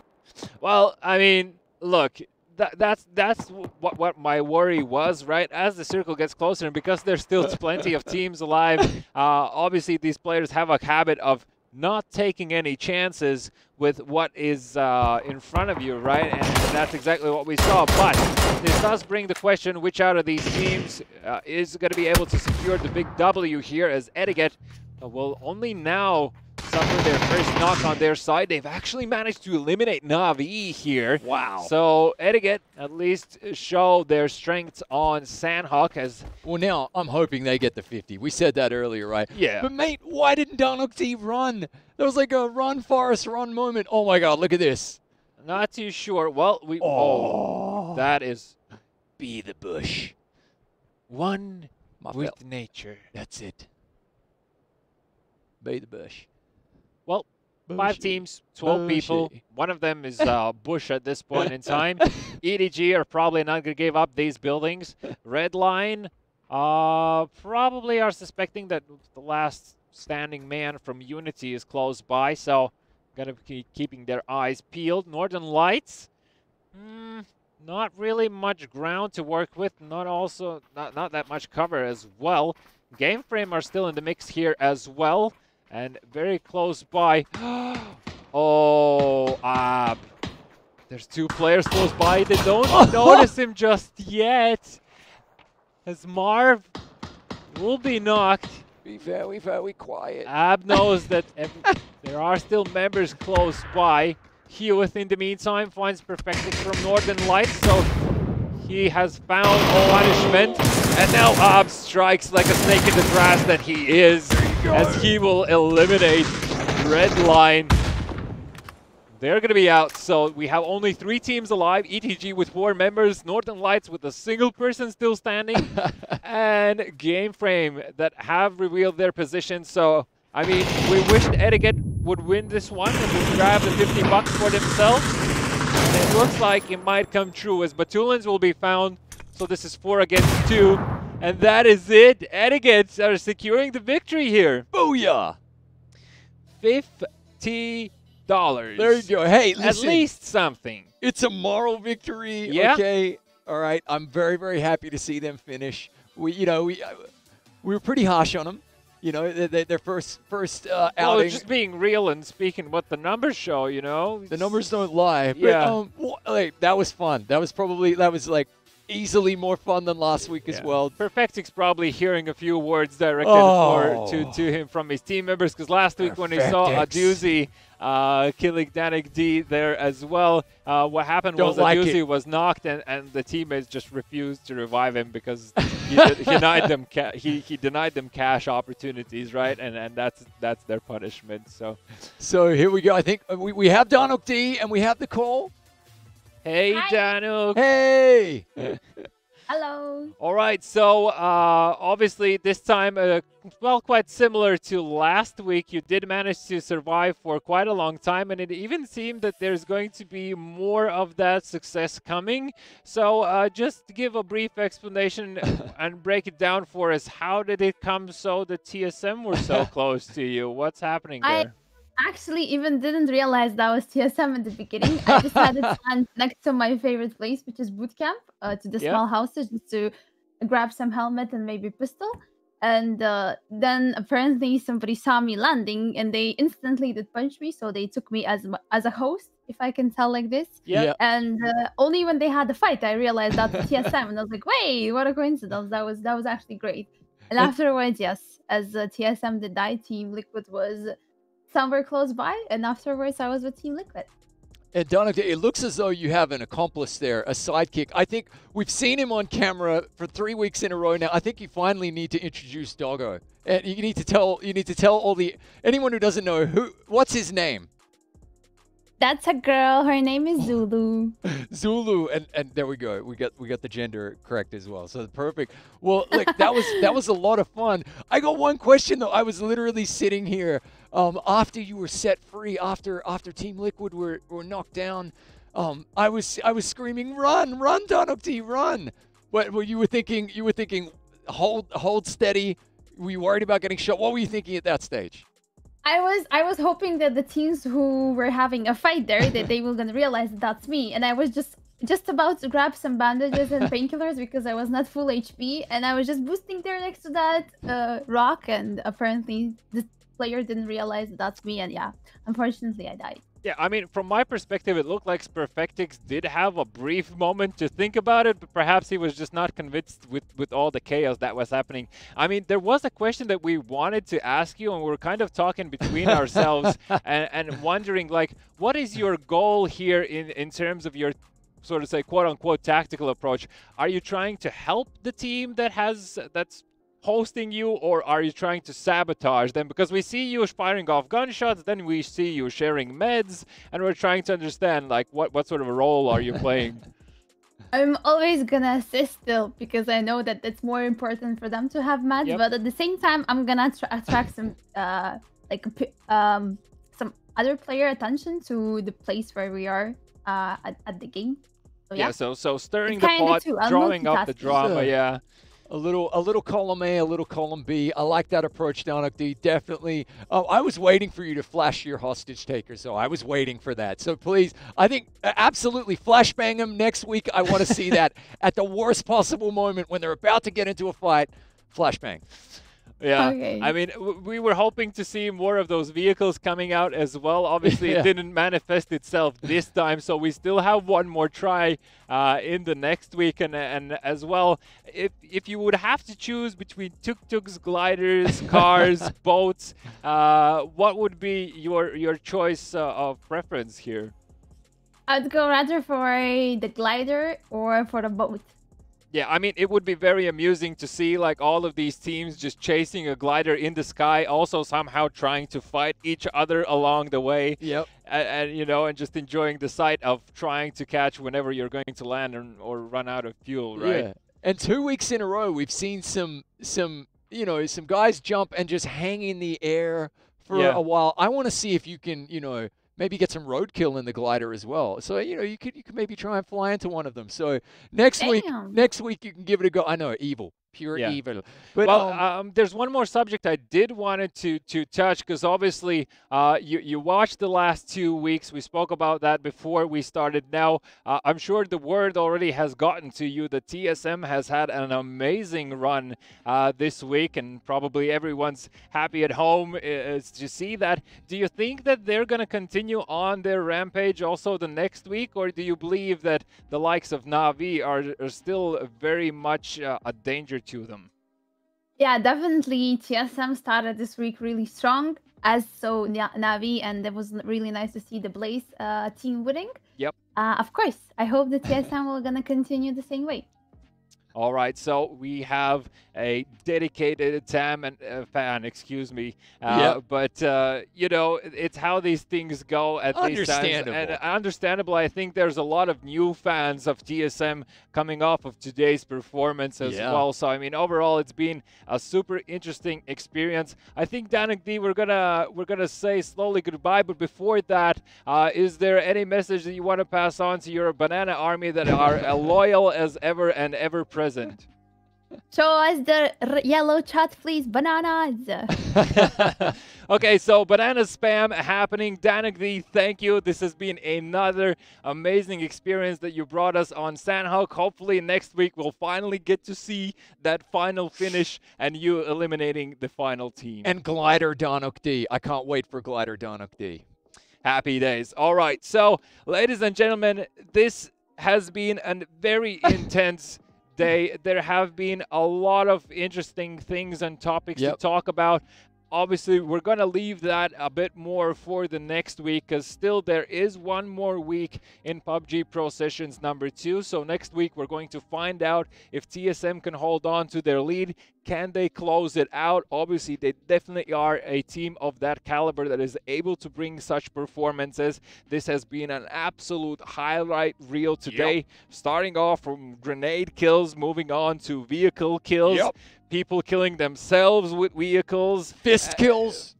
As well. Sandhawk definitely was another example of what happens to you when you're on the wrong side of the woods. And, overall, this has been a super eye-opening experience as well in terms of how these teams can rack up the pace. We talked about Na'Vi transitioning over with their momentum from PCS, and that definitely showed here today as well. Everything just pretty much went according to plan in terms of what we expected to see, almost apart from Team Liquid, which are still sort of struggling, and it seems like it's just, it's bad moon phases. I don't know what else you can call this. They're just trying to find their mojo, baby. It'll be okay. But I want to give a shout out to chat, Donuk D, the Banana Army, of course, PUBG, Printify. Make sure you're liking the channel. Make sure you're checking out Twitter. Again, daily giveaways, Printify merchandise, PUBG merchandise.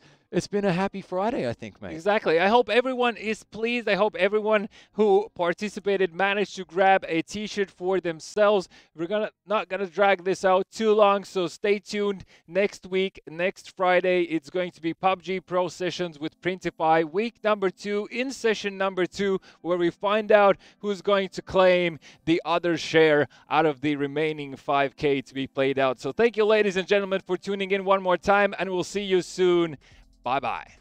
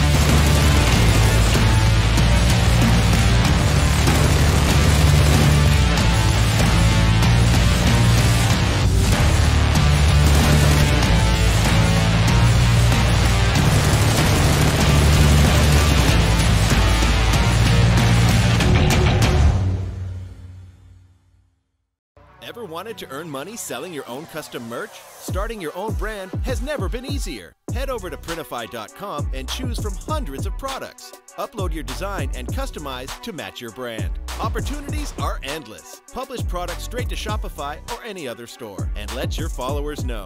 We will take care of the rest. Print it, pack it, and ship it to your customer, no matter where they are. Let's get you started. Open a merch store with Printify today and get 2 months premium for free.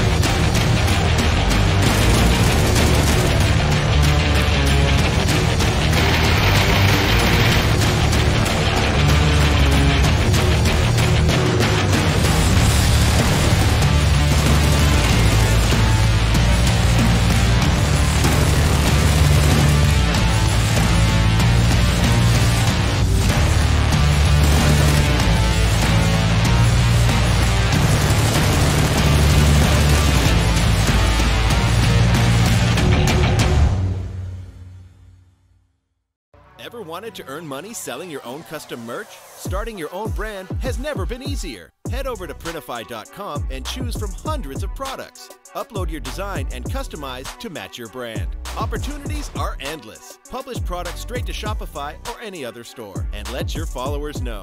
We will take care of the rest. Print it, pack it, and ship it to your customer, no matter where they are. Let's get you started. Open a merch store with Printify today and get 2 months premium for free.